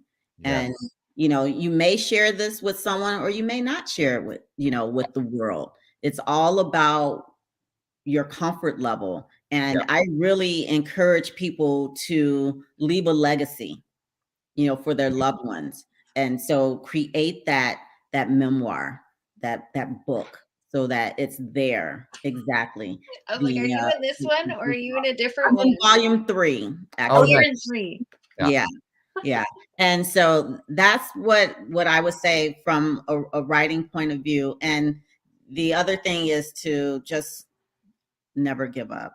Just keep going, you know, keep reaching, keep striving, because when you fall into being content, you've already lost the battle. Yeah. There's so much more out there that you can do. So, you know, that's what I say. And I'll share too, right, to dovetail onto your point. I went to our local newspaper, our small town newspaper, and said, are you ever looking for articles? And they're like, oh, we're always looking for good articles. I said, great. I'll commit to writing you. At first, it was one every 2 weeks. And I wrote an article for the newspaper on fitness and nutrition every 2 weeks. And sometimes it was printed, sometimes it wasn't. After a while, it was always printed. And it was that forced habit. I had to write an article every 2 weeks. And then I started up a newsletter. So then I had to write every Sunday night for Monday. And it puts that pressure on to write.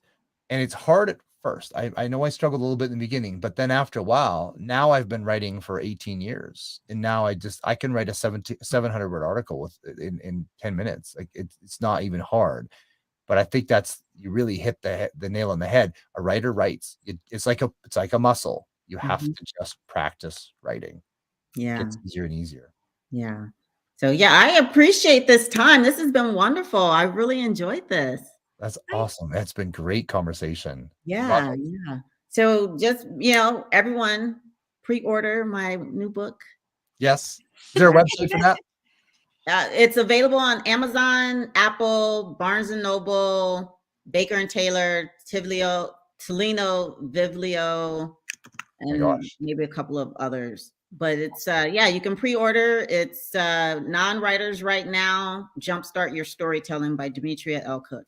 And so I'm excited about it. I'm excited to hear what people say, because and I'm going to create this into a series. And so I'm going to have, you know, like nonfiction writing, some playwriting, some poetry, you know, things like that. So that way people can have a better understanding of, you know, what is involved to be a writer, you know, and the writing that I see today, especially in the news, I was like, oh my goodness, because I went to J school, I went to journalism school, and I'm thinking to myself, did these kids that go to school, like who's editing this work? This headline makes no sense, you know? And so, that's my mission. I'm creating this series of where I'm going to tackle all these different writing styles and to help people strengthen that writing style for themselves.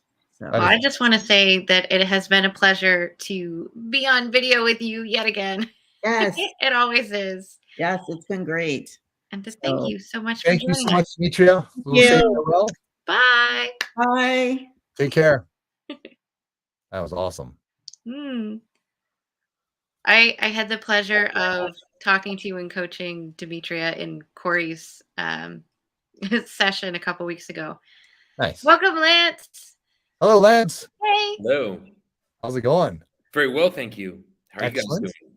Where were I have to admit right now that I did not have time to Google search you before today. So yeah, that's okay. I'm really curious. I'm happy to bring you up to speed. Oh, perfect. Thank you so much. Tell us about you. Yeah, so I'm the founder of a program called Refocus on Happiness. Ooh. It is a rewiring reconditioning program process. And basically, I work with people that are going through an emotional challenge. One of my favorite little taglines I like to say is, it doesn't matter what you know, it matters what you can do. If you can't control your emotional states, you effectively know zero. So I teach people a practical process that even doctors, medical directors, psychologists, therapists do that allow them to make neuroplasticity a touch it, taste it, feel it experience even in the first week. So that's what I do in a nutshell. Wow. So I already love you. I love me too. I love you for loving me. That works out well. Last 2 years, there's just no call for your work at all. I mean, everybody's just happy and blissed and not stressed. That's right. That's exactly right. I don't know why my business is going like this then. That's one of these. Yeah, never mind. Yeah. Cool. And you're in Miami, I'm hearing. That's right. Yep. Wow. How are things in Miami? Very nice. Yeah. Very nice. A little rain, but yeah, it's still wonderful here. I have nothing to complain about. That's awesome. What a phenomenal thing that you do. So who are your principal people you work with? Typically people going through a breakup, that's maybe about 80%. I mean, I tell people I got the best job on earth. I get to show them what they're really capable of. I have a lot of people that I would say my average client's probably about 50 or older. And I tell people I will get to speak to sometimes people that are a little younger. And I'll say the only reason why you would not work with me is because you're confusing times of your life where things are going your way versus having a true repeatable skill. I say it takes no talent, no skill at all to be great when things are going your way. The real question is, can you still feel good and bounce back when you're not in Disney World anymore? Because if you can't do it then, you never had the skill in the first place. So typically the people that will do my program are people that have been through a few rough times and they're just like, you know what? I want my hand off that hot stove. I just want to feel great. I don't know what's going to happen with or without that partner, but I want to be great regardless. And it's really about addressing that pattern at the core. Because as a wise man or woman once said, you cannot create the relationship of your life if you keep showing up as the same you. So I essentially show them a practical step-by-step repeatable way to literally bring themselves a completely different biologically upgraded version of themselves. And that's what changes everything. But that's in a nutshell who I work with. And I have business owners that do the program too, but the vast majority are going through relationship challenges. As they say, relationships are the ultimate soul school. Nothing will bring someone to their knees and to the heavens quicker and faster. So for those people that are going in the direction they don't want to go, that's a big part of the people I'll work with. That's awesome. So what got you into this work?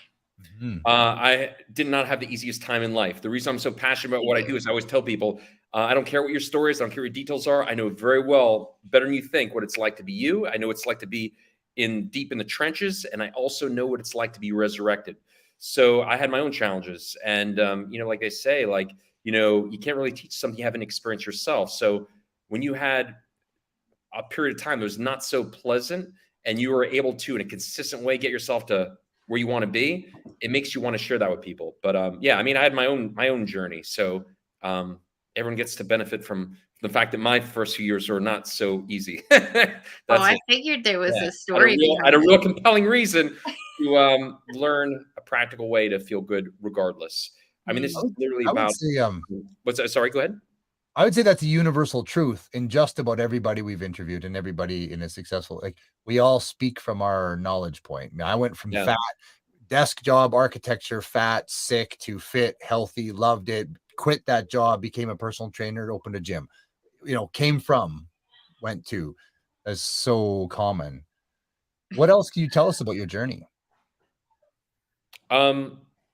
If you maybe a little bit more specific on that, like I don't want to just talk for the sake of talking. Like, what about my journey would you like to know? what brought you to this specifically? Because this is really cool stuff. This is okay, all right. So I actually started off as a relationship coach. Many eons ago, and I worked with some really creme de creme, very world renowned people. And I did that for several years without mentioning specific names, but it was a little bit more niche men's coaching. That's kind of, I mean, I did have women that did the program too, but it was more men that would do it. But anyway, I started off as a relationship coach. And then and what I learned and the people I work with was really fantastic, a great first experience. I also was very lucky and privileged to get to work with such, again, well-known people right out of the gate. But the problem was, at the end of the day, as great as those relationship, coaching, communication techniques were, you learn very quickly. If your emotions get the better of you, you can only speak how you think and feel. If you feel like garbage, your conversations are going to go in the gutter. And like I say now, it's like, it doesn't matter what you know, it matters what you can do. If you can't control your emotions, you effectively know nothing. So all that stuff was great, but at the end of the day, it was a Band-Aid. It didn't address the actual core. Your ability to feel great allows you to have much better conversations. When you feel great, you get better conversations, you make a lot better decisions, and most importantly, you don't say and do things you should not be saying or doing. So I actually started off as a relationship coach, but after many years of doing that, it's like, you know what? It's great. I mean, what I teach now makes that even better. But at the end of the day, I wanted to get more at the actual core. Yeah. And that's I saw a big gap there. And even when I was working with those guys years ago, I still taught essentially a more abbreviated version of what I do now. But I just saw a real opportunity for something that's much more sustainable. Because these days, there's just so much relationship coaching stuff out there, and it's like, at the end of the day, if you feel like garbage, good luck with your great techniques. That's not going to work out too well. Yeah, there's one of the sayings that I've heard a long time ago that I can support with the science of how the brain works. But when emotion is high, intelligence is low. I like how you said that. if that emotional part of your brain is firing, there is no blood flow to the thinking part. Right? You're just you're an alligator. To speak to that, one of my best friends is a guy. I mean, most of my friends are guys, and he's very much the logical person. He's like, the answer is right here. Why can't you see it? But I had to explain to him, when I'm in my emotional state and I'm upset about something, I'm down here. You have to at least get me to emotional neutral to hear the logic that you're trying to show me, because I'm busy doing this. It's not working. It could be right here. The answer is right beside me and I don't see it. How do you find that scenario plays out in the clients that you work with? Yeah, very similar. I mean, a lot of people have a lot of really great ideas, but if you're emotionally low, you just can't execute. Also, that great game plan, that great conversation, as soon as you lose your cool, your fear, your doubt, all that stuff gets the better of you, your game plan goes out the window. You make bad decisions, you say things you shouldn't be saying or doing. There's a very big difference between conceptual understanding versus actual true application. So if you take the word, for example, mindset, right? Like, a lot of people are like, oh, I want to think this way. I want to have this mindset. Well, the reason why so many people, the vast majority, struggle with their mindsets and they can't execute it is because you can't speak or think how you don't feel. A mindset really means it's set in the mind. But if you're not addressing the core where you feel a certain way, your mindset's worthless. You have to go deeper. So, it's your ability. It's when someone understands at the end of the day, if you address that emotion, you can actually feel a certain way in a consistent, repeatable way. Now, all of a sudden, you can make better decisions. You can execute. Your great plan is actually applicable. That, your emotional conditioning is the foundation, the crux, the engine for everything at the end of the day. That's what makes all your mindsets possible. Let's apply that to affirmations for a second. I hear people talk about affirmations and all these other things related to affirmations. Mm-hmm. Some shout it to the rooftops. Yes, affirmations work. And others who I feel are exactly what you just said about the emotionally not agreeing with it. They use affirmations as if they're this magical truth that's just going to poof, change their lives. How do you feel that emotional connection to those affirmations plays a role in the outcome? No, that's everything. I have a guy that just completed my course who crushed it. He did it again, I do have business people to do it too. And I had a guy that did it from a business perspective. And he said in the first week alone, hopefully he does a video testimonial for me. He said in the first week alone, he goes, I finally understand why my gratitude practice was so hit or miss. And I teach and the process I teach is I don't teach affirmations. Affirmations, it's like, this is not some kind of fake it till you make it. I'm happy. You're not happy. You might be miserable. And if you don't feel so good luck trying to connect to those words. They're just words. The emotion is everything. So at the end of the day, I teach a process where I teach people how to climb that emotional ladder, where if you're starting here, you can't go to gratitude when you're here. You have to allow yourself to have a sequential climb upwards. You might have to go to power first, for example. If you feel powerful, you might not necessarily feel grateful yet, but you are one step closer to feeling grateful. So when people try to jump from here to here, they wake up in the morning, they're feeling despair and sad, and they try to go, I'm grateful for my life and God. I'm like, yeah, that's not going to work out too well.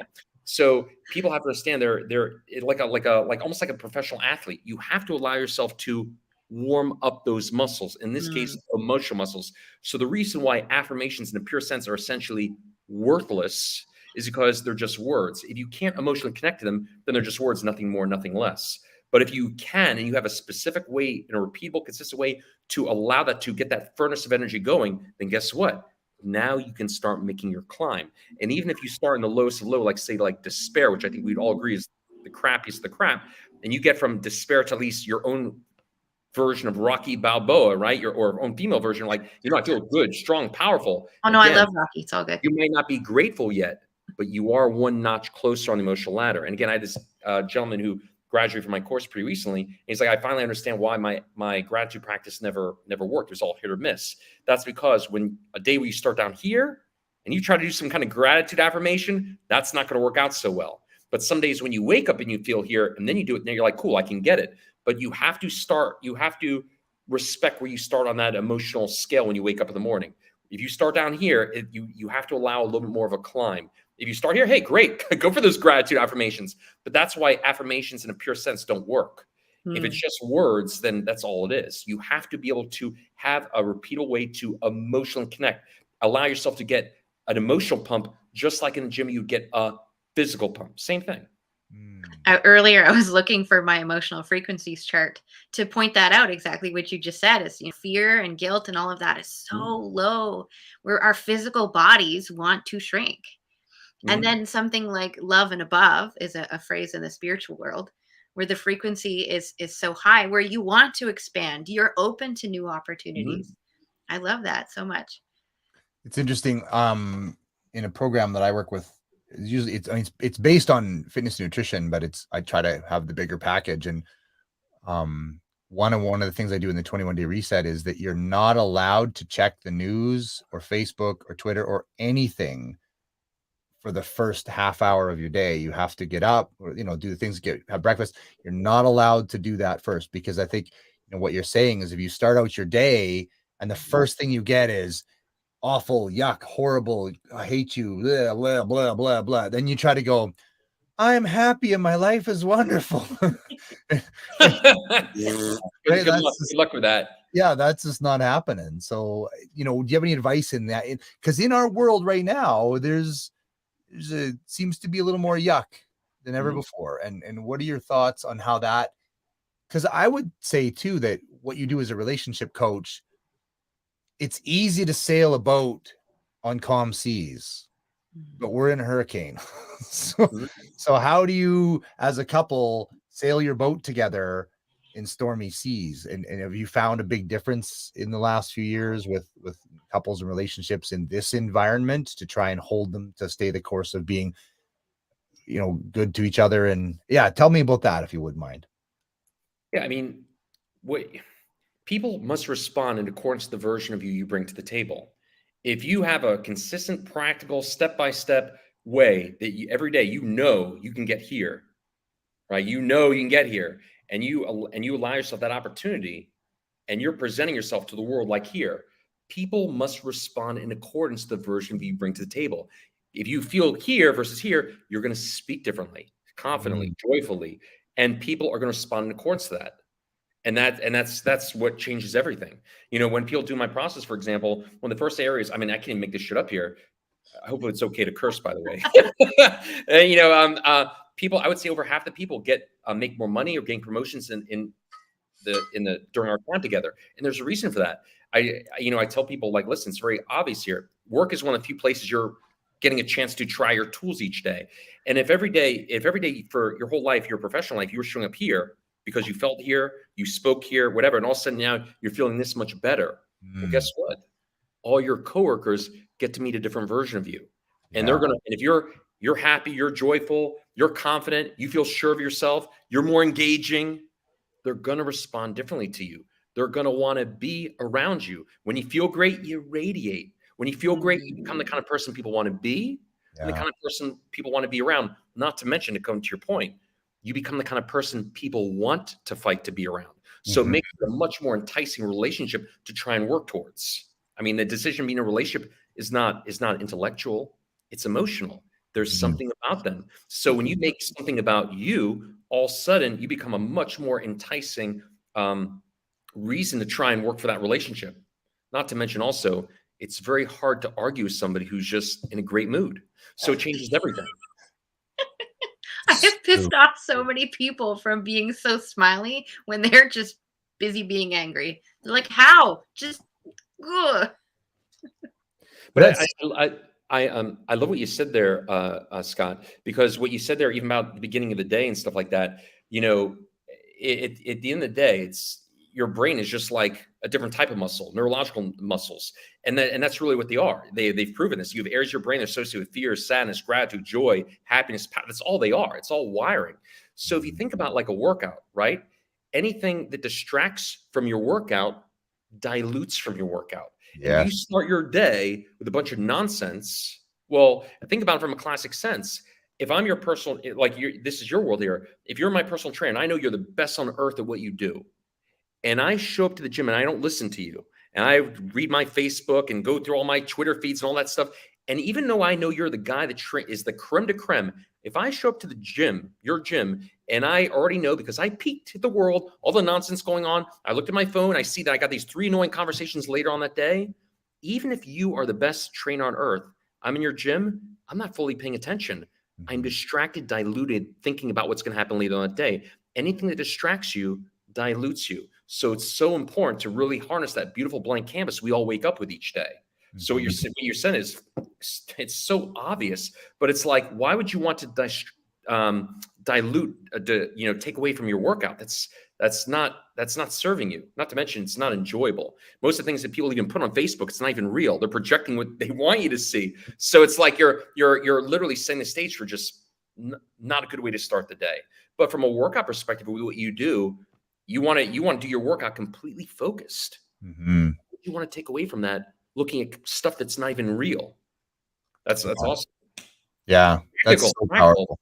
Yeah, it's so powerful. And I mean, I've noticed that myself. It's now that I'm coaching people from home and I'm a one-man solopreneur, I have to be very mindful of engaging in the drama of what's going on, because it, like you said, it pollutes. I can't be enthusiastic, energetic, positive, life is going to be amazing, Scotty, if I've been watching people hate on each other and fester, and do all these things. It Mhm. steals from it. That's fascinating. Now, do you predominantly work with couples, or do you work with individuals as well, or corporations, or? I work with everyone. I have Yeah. corporations, couples. I have single people, divorce, married. I mean, at the end of the day, conditioning is the crux foundation for everything. It's for so I've there's this is yeah, every scenario. I would say the vast majority of people come to me are going through a breakup or divorce, Right. but this addresses for the core for everything people want. And they, at the end of the day, I mean, isn't it true? Human beings are not complicated. They're either looking for love or they're looking to avoid pain. They want to just feel good. There's not anything you've ever done in life that wasn't because you believed that action might result in a result that would give you the opportunity to say, ooh, I made it. This is great. I got a good result. It's all for that feeling. So that's what everyone wants at the end of the day. So I've people in pretty much any scenario you could come up with that's done this program. But I would say the vast majority are going through that soul school of a challenging relationship, like maybe 80% or so. Yeah, that's the big two. Seek pleasure, avoid pain. Yeah. Big two. Can you do you have I know a couple of people we spoke with this week. I know Dr. Amy's one. I love it when they tell a story of a client who had a problem, did the program, and had a result. Do you have a lovely story you can tell? I want to hear a wonderful story of success. Can you share one of those with us? I have Obviously. zillions. I have zillions. Sure. Pick a favorite. Let's see here. Let me. Names will be Yeah, changed. I have a few signature ones that I really like. I'll just kind of come up with the one that kind of just comes off my top of my head Sure. here. I had a gentleman that was married for about 25, almost 30 years. And he came to me because he was having problems, with his wife, who's awesome. Just a, really wonderful person. They've been there been together for years. But the problem is, over like the last year, she had some sleep challenges. So she went to a conventional doctor to try and solve that. So she started taking all these various, medicines to address that. But the problem is, you start messing your body's biochemistry, that there's repercussions. So that started making her irritable, fighting. Like they started having a lot of problems because she just really, was not herself. Anyway, long story short, of course, because she was very short-tempered, she would blame him. It's your fault. You're not working on the relationship. Meanwhile, he just had enough. So he started doing the program with the understanding, because I always tell people, you do this program, you do this process, you're doing it for one person and one person only. Who do you think that one person is? Me. Him. And I say, I do not promise guarantee what the other person's going to do or not do. They have something called free will. I'm here to resurrect you, get you feeling amazing. Make no mistake, I will shift the odds massively in your favor because I'll make you that person that, again, is worth fighting for, working towards. But at the end of the day, they're going to do what they're going to do. You're doing this for you alone. So long story short, he started doing the program, did really, really well. Not easy, that's for sure. But what I teach is it's a 6-week program. And I pride in the fact that it's a true one and done. I don't even offer an advanced program. And I tell people, let that speak for itself. I'm not looking to hold on to you for months or years and saying, I got 3 more advanced levels. I got one program. So anyway, when he got to week 5 or week 6, he was doing great. Not easy, but doing great. And his wife saw him doing the process that I teach. And she came out and she was so mad. She's like, look, all this time and effort you're putting on yourself and you don't put anything on the relationship. She was so mad at him, she threw a lamp at him. Okay. Now, I'm sure guys can imagine how incredibly challenging that might be for most couples. The person you've been married to, loved for almost 30 years, comes at you, aggressive, throws a lamp at you. For most people, that would not be a very good day. Do we agree? Yes. But my client texted me, like, you know what? Not so easy, but you know what? I'm doing pretty fucking good. And she saw how great he was doing considering. And I always tell people, if you're going through relationship challenges, in the beginning of the program, that other person is probably going to doubt you, say stuff, oh, this isn't real, blah, blah, blah. And I always tell them, they might doubt you in the beginning, but there's always a point where they'll realize this isn't BS, this is real. And guess who realized that by week 6? And guess who on week 6 started weaning herself off, quitting all the medicine that she was taking because she realized she might lose the best thing that ever happened to her. Aww. Nice. That sounds so lovely. I was going to ask you if you had a process, and you had mentioned that you did. Are you willing to share the basics of that process with us? That was my total question. So I teach this over 6 weeks, so it's probably a little too much for this call here, but at the end of the day, it's like a workout. I take people to a different kind of gym. It literally makes neuroplasticity a touch, a taste, a feel experience. And at the end of the day, it's all about that feeling better and better and bouncing back quicker and quicker. That's really what it is. But it's a specific step by step that people do every day. I don't talk build death. I'd say, hey, here it's 30 minutes long. Here's what you do. Here's how you start. Here's how you finish. And one of my favorite parts about when I work with people is I say, listen, wise man or wise woman once said, knowledge is the precursor to experience. Or my version of that is, when you understand the why, the how gets a lot easier. So I always tell people, the first 2 days alone, you will understand why my way is going to work and why the other ways you try in the past never will. It's not easy. It is hard. It's a different kind of workout, but you'll know in the first 48 hours, I'll give you a very specific black and white recipe that is very repeatable. But bottom line, the difference is I'm not giving people concepts. I'm giving them a specific regimen process they do. And the very first training they do me, they get the foundation and they start doing it the very next morning. But there's a lot of intricacies there. But I guess the short end of it is, if I wanted to give a little something, it's really kind of going along with what I was saying before, like a few minutes ago, about understanding there is a true emotional ladder. And if you're starting here, cool. Like a professional athlete, you're going to need a little bit more of a warm up. Don't try to go from here to here. But if you follow that in a sequential, consistent process, you can always get from here to here. But don't try to do that jump. So I teach people that a very specific 30-minute process to do that, which they start doing at the very next morning. Nice. Wow. And do they And do last thing here, I want to make sure this is clear too. This is the furthest thing from a magic trick. I like analogies. So my analogy is true biological process. If 100 pounds is synonymous where you're starting, you're not going to become Tony Robbins or Dalai Lama in week one. I'll get you from 100 to 120 week one, 140, 160. I tell people this, you're undoing decades of negative programming. Do not think you're going to go from 100 to 300 in 1 week. It'll be a consistent progression, but very, very important that they understand that. Very, very similar experience to like hiring, like you, Scott, a classic personal trainer. But I take people to a different kind of gym. Yeah. That's amazing. That is so cool. And I don't know, it's appropriate to talk about kind of, because now, of course, my question, well, how much do they cost? So I'm quite curious. So I work with people on every continent but Antarctica, and I understand the standard of living is a little different. So I have different options, but I have a basic one anyone can do. I offer payment plans, and I like to throw this out there because I think it's one of my favorite things I do for people. Is in the second day I do this training with them again, where I make sure they understand why my way is going to work. And I'll tell them, like, if you do even the basic version of my program, I would put up the first week against anything on planet Earth. First week alone, you're gonna have an experience that is indisputable. But in the basic option, I do allow a true pay-as-you-go, where they do payments. They get the first piece, and they can just do piece by piece. And I do that because I understand a lot of people have never done this before. I'm basically giving them every reason to say, you know what, I'm going to roll the dice this one time. But I like to say this to them: if I offer a true pay-as-you-go, where you'll only pay the next payment if you're getting results you can feel, how could I do that and offer that unless I knew the first week alone you will have an experience that is indisputable? So I offer different options, from like more basic to more of a red carpet, so to speak. But it depends on the person. But I have something that anyone can do if it's important to them. That's fantastic. So I was curious as to what your big message is with this work. If we're amplifying our message, what is your specific message? Yeah, it doesn't matter what you know. It matters what you can do. If you can't control your emotions, you know nothing. Concepts without actual practical application are essentially worthless. When you can actually, Tony Robbins actually says the best. I'm just quoting him here. He says the two most, again, he's great at what he does, right? That's why he's Tony freaking Robbins. The two most valuable resources in life for everything you want are emotional states and energy. That's the crux of foundation for everything.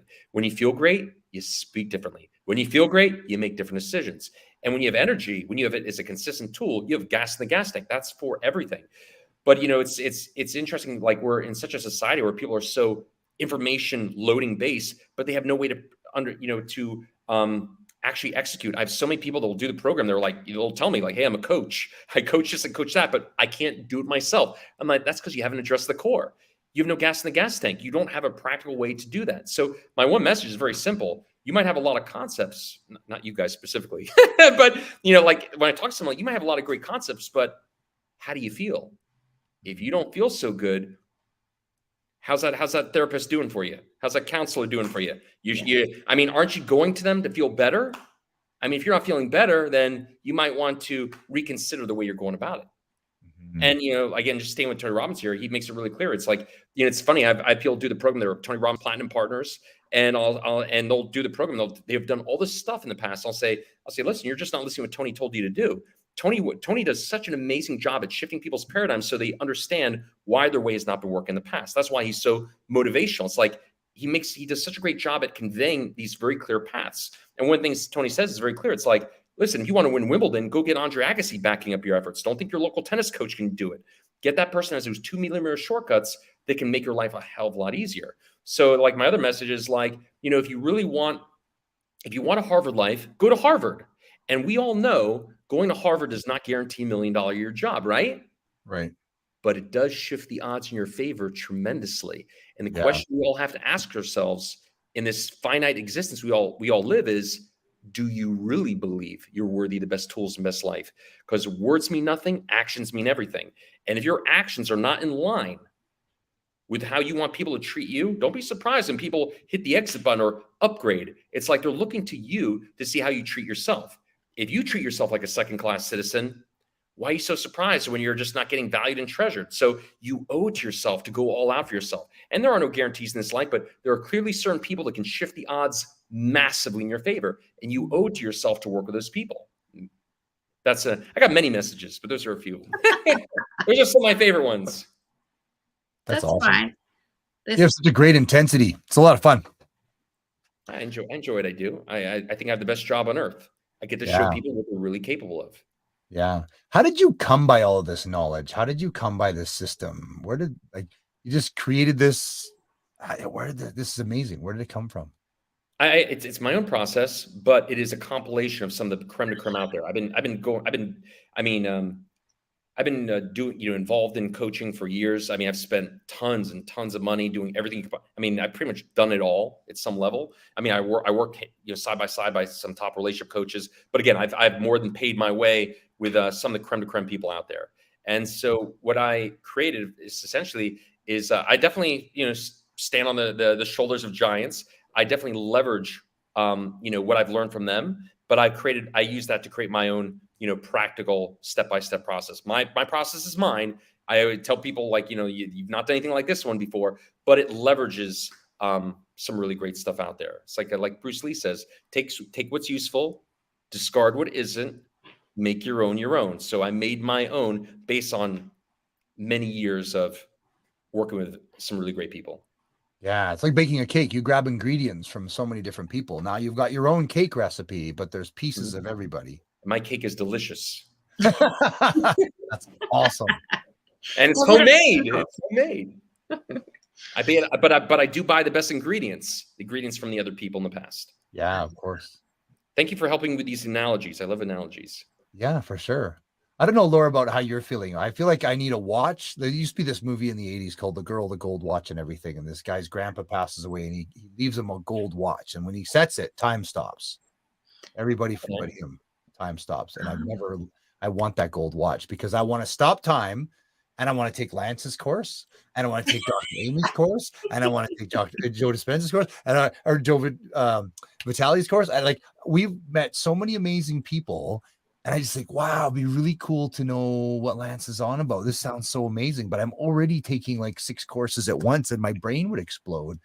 But fantastic stuff. Do you have a resource for, do you post on Instagram all the time? Are you on podcasts regularly? Like, is there more of you we can learn from, or is it join the course and that's what I've got, or you got an ebook or anything?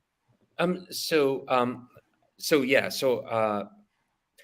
have a course I teach. I did write an ebook, not an ebook, but I did write a hardcover book. But I actually took it off the market because I decided it's all or nothing with me. No band-aids here. No one would ever get the experience to get from working directly with me. There's no freaking way. So I'm like, it's all or nothing. You either do it the right way or whatever. Like, I mean, one of my, like you guys are asking for, one of my many messages is don't try to read your way to the winner's circle. Like, get that Andre Agassi right in front of you. Get that real course correction. And like that, I felt like that was such a contradiction of what I stand for, which is, you know what? I got one shot. I got one life. I owe it to myself to shift the odds in my favor and work with the people to know those 2mm shortcuts and get that direct feedback from them. So I felt having that book was, at least at this point here, I might whatever, later time. But for right now, it's like all or nothing. No band-aids. You either do it the right way or good luck.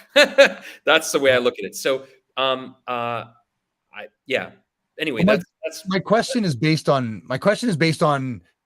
personal overwhelm, in the sense that once you wake up, once I realized, and it's been layers. I've been starting this journey since 2000. So I'm 22 years into this journey of realizing how much amazing there is out there to learn, but I still only have 1,440 minutes a day. And and then when I do a week like this with Laura, meeting these great new people, it's like, oh, Lance's course sounds amazing. Dr. Amy's course sounds amazing. Kelly's course sounds amazing. I can't physically do all of those things. I mean, I'm writing my next book. I've committed to deadlines to that. I'm coaching 50 people online. Like, it's like the bandwidth isn't there to do all the things. That's why one of the things we said in our, I forget, it was Demetria or who else we were talking about, snackable size. Oh, yes. Like I feel like I'm living on snackable size things, because that's all I can squeeze. That's Dr. Karen. Yeah. Dr. Karen. I feel like, and I totally hear what you're saying, Lance. It's like you're in or you're not, because that's, if you're going to train with me, I have a guy that I'm coaching right now for a 100-mile trail run, 160 kilometers. So 100, it's called the Sinister 7. You run across 7 mountain ranges. It's 100 miles. The Sinister 7? The Sinister 7. Yeah. I like that. Like that's off Spider-Man, right? The Sinister 6. Yeah. Yep. I think there is a Sinister. Yeah, Sinister 6. Sinister That was It's actually Sinister 6 in Spider-Man. But yeah, this is called the Sinister 7. One up, I guess. But it's about realizing that if you're going to commit to the Sinister 7, that's your life now. For 9 months, you have no social life. You no longer have weekends. You run. This is what we're doing. You eat, sleep, and run. And there's strength in that, but also at the cost of other things. So that's what I wrestle with right now, is that there are so many things. You could be really good at one thing, pretty good at 2 things, decent at 3 things, and crap at 10 things. I think I got something really special for you. You ready for it? Yeah. And this will kind of tie into what Laura's asking me for, like as far as like anything I could share. So I will share something. I want to preface this here a little bit here. At the end of the day, what I teach is a conditioning process, nothing more, nothing less. And to make this simple, I like analogies. I always tell people, if you had the most technologically advanced bulletproof vest on earth, right, and you knew it was impossible for a bullet to penetrate, it's still gonna knock on your butt, right? If it's still gonna knock the wind out of you, you still feel it. But if you knew it was impossible to penetrate, you might not like the bullet, but would you still fear it? No. You'd say, okay, cool, I can handle whatever. You could bounce back from anything. That's essentially what I teach people. It's a conditioning course so that your refractory period to bounce back is incredible. I mean, I got people doing the course that are lost loved ones. They're amazed how much better they feel in a day or two, contrary to what society told them. So first on previous here a little bit. What I teach in that 6 weeks is a conditioning. It's like that emotional bulletproof vest so people can bounce back quickly. And I'll be clear here. It's not a trigger-free course. I would never tell you guys I don't feel fear, sadness, anger. I'm a human being living in a human existence. It's just my ability to bounce back is incredible. It's reducing that refractory period. But I would never tell anyone I don't feel those things. Of course I do. I just don't stay there. So again, I want to preface what I'm going to say here, just so you understand what it is that I teach. It's a conditioning course, like a conditioning where you can just bounce back quicker. Now, with that said, one thing I do teach is kind of I preface as like kind of a bonus when people do the course. This is not what I teach at the end of the day, but I'll give you a little bonus to give you kind of something that I think will be practical here. One of the expressions I like to say a lot, Scott, is this is about in life, right? You have all these courses to take. Make it about progression, not perfection.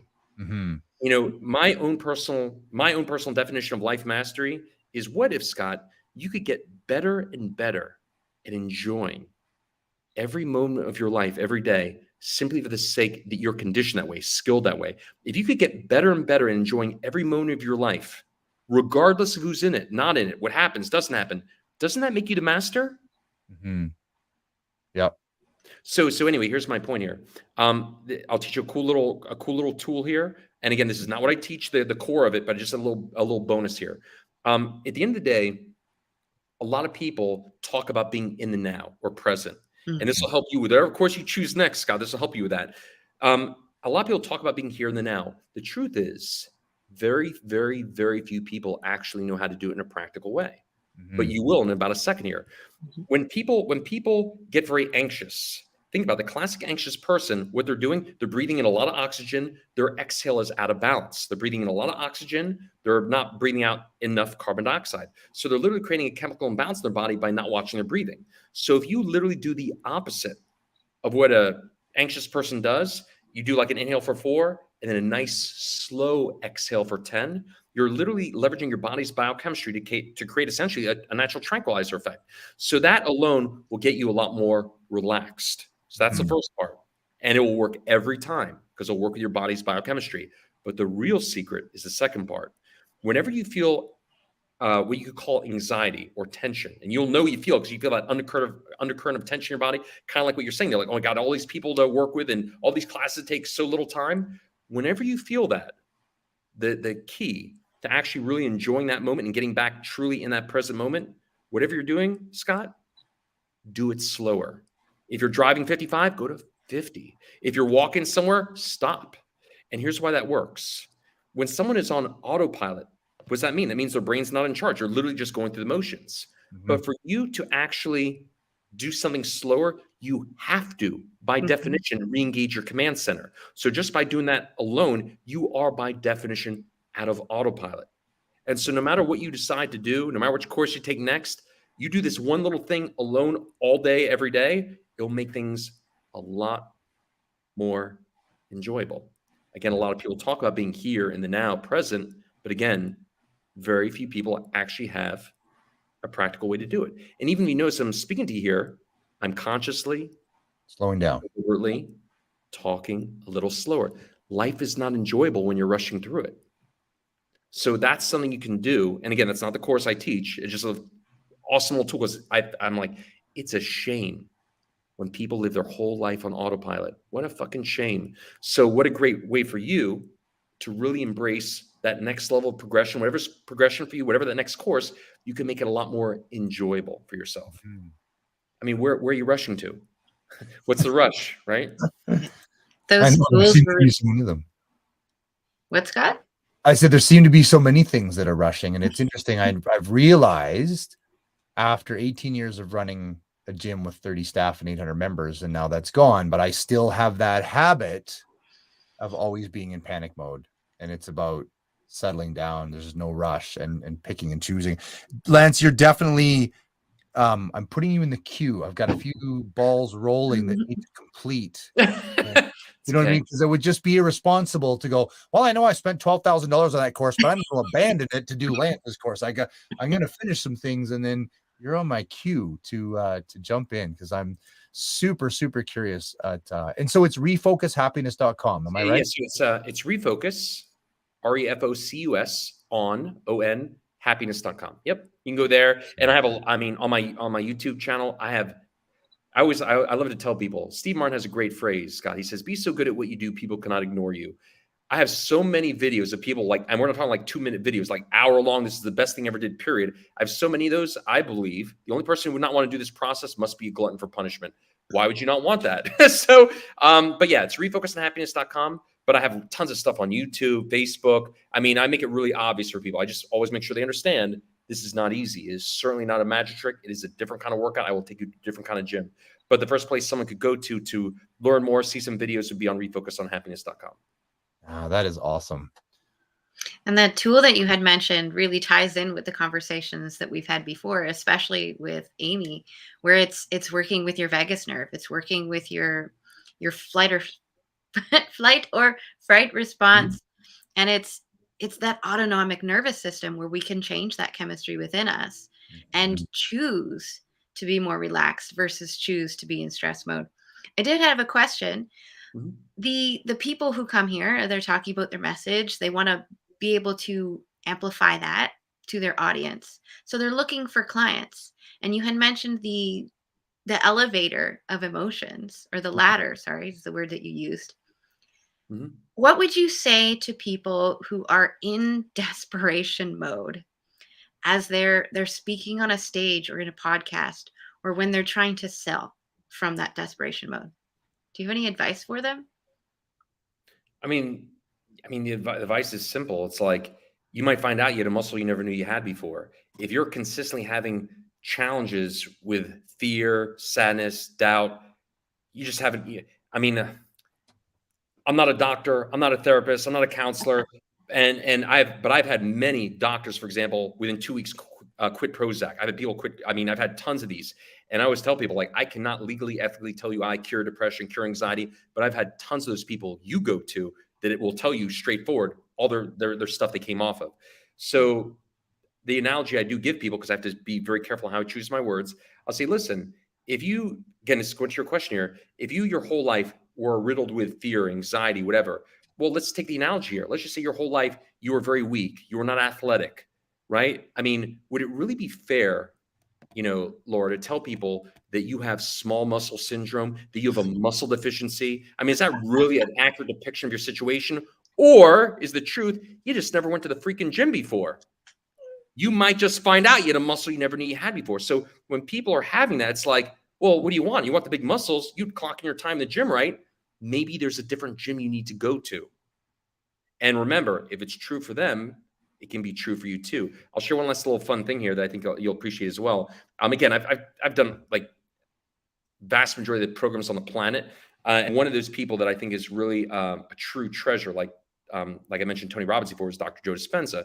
I'll never forget, I went to one of his programs once years ago, and he had this person came up and gave, and again, Joe does a lot of stuff with like healing, like people with disease healing, creating coherence. And this one person came up on stage who gave this really inspiring story about how she healed herself. And at the end of it, everyone got up and started applauding, right? And Joe said one of the most just profound ways to describe why people were feeling such joy and motivation there. He goes, what you're applauding, what you're really doing is you're applauding that potential in you. Mhm. If it's true for them, it could be true for you too. But bottom line is, to your question, if someone's going through that stuff here, that would be just like that person who says, I'm always weak, I'm not athletic. Have you been going to the gym? Well, that's a freaking problem. You have human muscles. You also have a human brain. Your human brain is capable of incredible things if you have the right workout. So the question is, have you been going to the gym? Do you have the right workout? If you don't, well, that's why you're having a hard time. I promise you, you don't have small muscle syndrome. I remember I took 2 years of my life in the beginning stages of starting my business to say to myself, hey, Laura, okay, what is it that scares you? Mhm. And one of the simple things that I started with was actually painting my nails red. I hated being bold because in the back of my mind, I didn't realize that I did not want to be seen. Okay. So I was hiding. And all of this, like the bold lipstick, the bold nail polish, whatever it happened to be, I didn't want it. It scared me. So I started there. I started going in water, which water scared me as well because of childhood trauma. Right. And I just started facing all of those fears to work that fear muscle. Mm. So now when I speak, it's how can I help my clients practice courage? Mhm. So do you have insights on the inner work that has to be done in order to show that courage to people? Absolutely. I'll then quote Dr. Joe on this one. He says, consciousness is awareness, and awareness is paying attention and noticing. And where you place your attention is where you place your energy. Right? You guys heard that one before? Oh, yeah. So what's interesting there, and this is like a lot of what I do, because I'm literally helping people like do a true rewiring and really taking those old negative programs and replacing them with ones that are a lot more powerful and nurturing for what people want. But like what you just said is kind of interesting.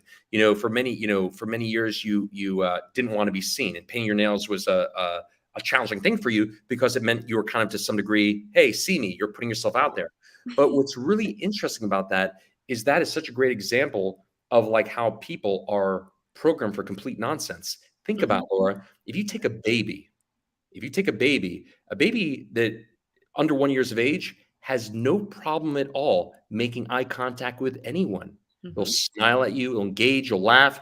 The idea that you are better than that baby or worse wouldn't even occur to them. The idea that anyone is better than you or worse than you is nothing more than a program that is installed over many years. Mhm. But when you look at our pure nature, we're not programmed with that. That is something that's introduced to us later. So when you recognize the truth that the idea that anyone is better than you or worse than you is nothing more than a BS programming, that is your opportunity to say, hey, that's a BS program. I'm going to replace it with something else. And then you could have the opportunity, for example, in your case, Laura, say, next time I feel like, next time I catch myself where I don't want to be seen, you recognize, oh, that's nothing more than that BS program. I'm meant to be that pure energy that is expressive, that smiles, that, that's what I'm meant to be. So every time you get really good at noticing those moments, that's your opportunity to replace the old program with the new one. For example, for both of you here, I mean, you and Scott, clearly what you guys are doing are amazing things. You guys are contributing to people in an incredible way. So think about it. What you're doing, everyone is better off for having known you. You're doing things that very few people do. You're actually making a real difference. You're showing people a much better way to live their lives and be more expressive or really step into their full potential. So that doesn't mean you're necessarily meant to be best friends with everyone. But if you really look at a deeper truth, the deeper truth is everyone is better off for having known you. You're making massive contributions across the board. So the next time you become aware of that BS program, like, oh my God, I'm being shy, I'm withdrawing, I don't want to be seen. That's your opportunity to take that old one and get even better at replacing the moment. So that's really all it is. But it all, like Dr. Joe says, it all starts with consciousness. The more you become conscious and aware of those things, you're like, oh, that's nothing more than BS. That is not my pure nature. That's not how I'm supposed to be. A baby is evidence of that. Mm-hmm. It's so funny you brought up the whole, okay, you didn't say it in as many words, but from the visibility of not wanting to be visible. It's like there was something about me that just didn't want to be seen because of PTSD. And then beyond that, it was I had trouble receiving. I had trouble with people calling out my greatness because I didn't want them to think that I was better than anybody. And then there was that story playing up. Every time we do that inner work, we're always finding those new layers and those new stories to just pull them apart, see the truth. Yeah. Here's the real key, though.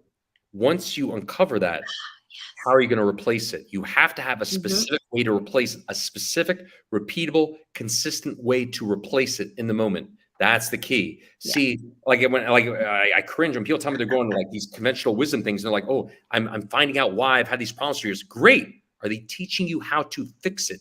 Are they teaching you how to address it? Are they teaching you how to overcome it? No? Then great. What's that insight doing for you? It is definitely a nice step to uncover it, but that's a half-baked solution. You have to have a way to replace that old program with a new one in a practical, consistent way that allows you, final outcome, to feel great every day. There's no reason why people can't have the ability to literally resurrect their own version of Captain America, where at the end of the day, like, feel pretty freaking good. You should be able to do that every day. So it's great to be conscious of that. But the real key is, what is that? Do you have a practical way to replace that old program with a new one in real time? When we were talking with Joe Vitale, I was telling him that when I was doing a clearing about abandonment in my inner children, my inner 6-year-old, she wanted to be resourced with strawberries, chocolate, and a best friend to talk to in a tree. So she imagined herself coming out of her body to sit on that tree branch to eat chocolate and strawberries. Sounds delicious. Well, no. It's just the way that my mind works. So then just doing that process, it was like that part of me needed that. So I filled that instead of having the emptiness from where the abandonment was. It's like there is always that switch. And now we just play together. I imagine my inner 6-year-old playing with me as I talk to people. Lance, this has been amazing. I know we're 10 minutes over, which I really appreciate your time today. And I just, I can't help but ask one more question. How is your program delivered? Is it 30-minute videos a day, 5-minute videos a day? You said it's a 30-minute process. How is that? The way it's taught, and if anyone who wants to go to my YouTube channel, I'll have people in there, 2 days, I'll show you a different world. But in bottom line is, it's primarily maybe 70% on video, but then there was a specific tool. And again, that's kind of a little, I don't want to go too far into the deep end, but there's a specific tool, and that's how I'm teaching them how to do it. But it's maybe 70% video. But then again, I have a basic option, a basic version where people are doing it by themselves in a silo, like kind of more self-study. And then I have one where they're working directly with me and they're doing the Q&As, the one-on-ones, those kind of things. But it's 6 weeks. It's delivered 6 weeks, about 15 hours of classroom or video a week. And then there's Q&As and stuff like that. And I do with people, again, every continent but Antarctica. So I have different times throughout the day, depending upon the time zone they're in. As a matter of fact, today is in between mine. So this call is perfect. I'm going to another Q&A. So yeah, I mean, but that's the way it's delivered. 6 weeks, 70% video, where people do it, at their leisure. And then there's weekly Q&As, one-on-one, stuff like that. Fantastic. Thank you so much, Lance, for what you do and for your time today. This is brilliant. I can't wait to work with you coming up sooner than later. Sounds good. Thanks, Scott. Thanks, Laura. Appreciate you guys. All right. Awesome. Me too. Bye-bye. Take care. What wonderful people today. Most That was, that yeah, I- what a diversity, but holy cow. I'm just, like I said, it's like, how am I going to do everything? There's so much good. Like, I want to just jump into Lance's program right now and just learn. That sounded amazing. Does your mind feel full right now? Yeah. I'm going to go suck my thumb and hug in the corner in a fetal position here now and digest all this greatness. It What a feels like day. I've been eating mental food. I haven't had much real food because I've been on the go all day. But I feel like I've been eating mental food for hours today. And it's just so stuffed. So many pages. Yeah. So many pages. So many notes. This is so fun. I really, I want to acknowledge you, Laura, for being an amazing co-host. I love Aw. how we play off each other. Mm. We've kind of got a neat different energy piece. And I really love whenever I'm thinking, oh, I don't really have a good question. And you've got an awesome question. I'm like, oh, perfect. So I love that. And I really want to acknowledge Corey for giving us the reins to co-host, amplify your message. I think this is really fun. And tomorrow, yet another big, full day of awesome. Ooh, We've got some really great people tomorrow. I'm really excited about a couple that I know of for sure. Rosalind Fung is a firecracker of awesome. And Rob Riopel is a good friend of mine, and he has worked with T. Harv Eker, he was one of the #1 personal development coach guys in the world for quite a while. And I actually got to work with Rob. I was a facilitator for Harv when Rob came through the course, and then moved on to kind of almost take over the course and run it. And he's been a speaker all international and around the world. I know he's coming up tomorrow. I'm very excited to talk with him. He's got I hope you're ready to write notes because he's going to just blow us away. I know that. And there's a few other people on the schedule that I haven't researched yet that I don't know. So Ooh. give me intel on those 3. Yes. Well, I know Julia. Yep. I'm not sure if I have the next slot filled with another person I know. I don't want to say too much because it hasn't been official. But we're starting the day off with Julia Langley. Yeah. She is a singing coach for speakers. Oh, you said this. Yes. So we have had so much fun just playing with our voices and communication, where last night we were doing karaoke. Yeah. We do the 3rd week of every month in Clubhouse. Right. It was all about love songs. So when we started today and I didn't know Corey was there, I was already singing my song from last night. I asked her, do you want me to sing 60s, rock, or heavy metal? That's awesome. I went with the 60s. Yeah, as you do. But we'll start it off pretty fun tomorrow. Well, it's the top of the hour. And I think we'll wrap it up, and we'll be back tomorrow for more of the most amazing speakers for the Blue Talks Amplify Your Message. Any final words on the day? I want to remind everyone that all of our speakers have so much more information on who they are, what they stand for, the work that they do on their social media pages. So I encourage you to follow them, to engage on their posts, don't just like or subscribe, but to actually engage and show them, hey, I listened to the Blue Talks Amplify Your Message event, and here's what I've learned from you. That is so powerful to start this relationship. So I highly encourage the connecting behind the scenes. Absolutely. Yeah, I Mm, followed a couple people already on Instagram and connected on LinkedIn, people we yeah. spoke with, and already seeing things like Dr. Joe Vitale. He's every day, he's got some great videos. And as I said yesterday, and I promised, I've got this posted by my computer. Yes, I love you. I'm sorry. Please forgive Please me. forgive me. Thank you. Thank you. Been amazing. Another full treat day with you, Laura. Just loved it. It's been fantastic. Okay. Bye, All right. everyone. Much love. Bye, everyone. Hey, I think we click leave studio and the world goes. I See have y'all no tomorrow. idea. I know. I'm going to click it. Take care.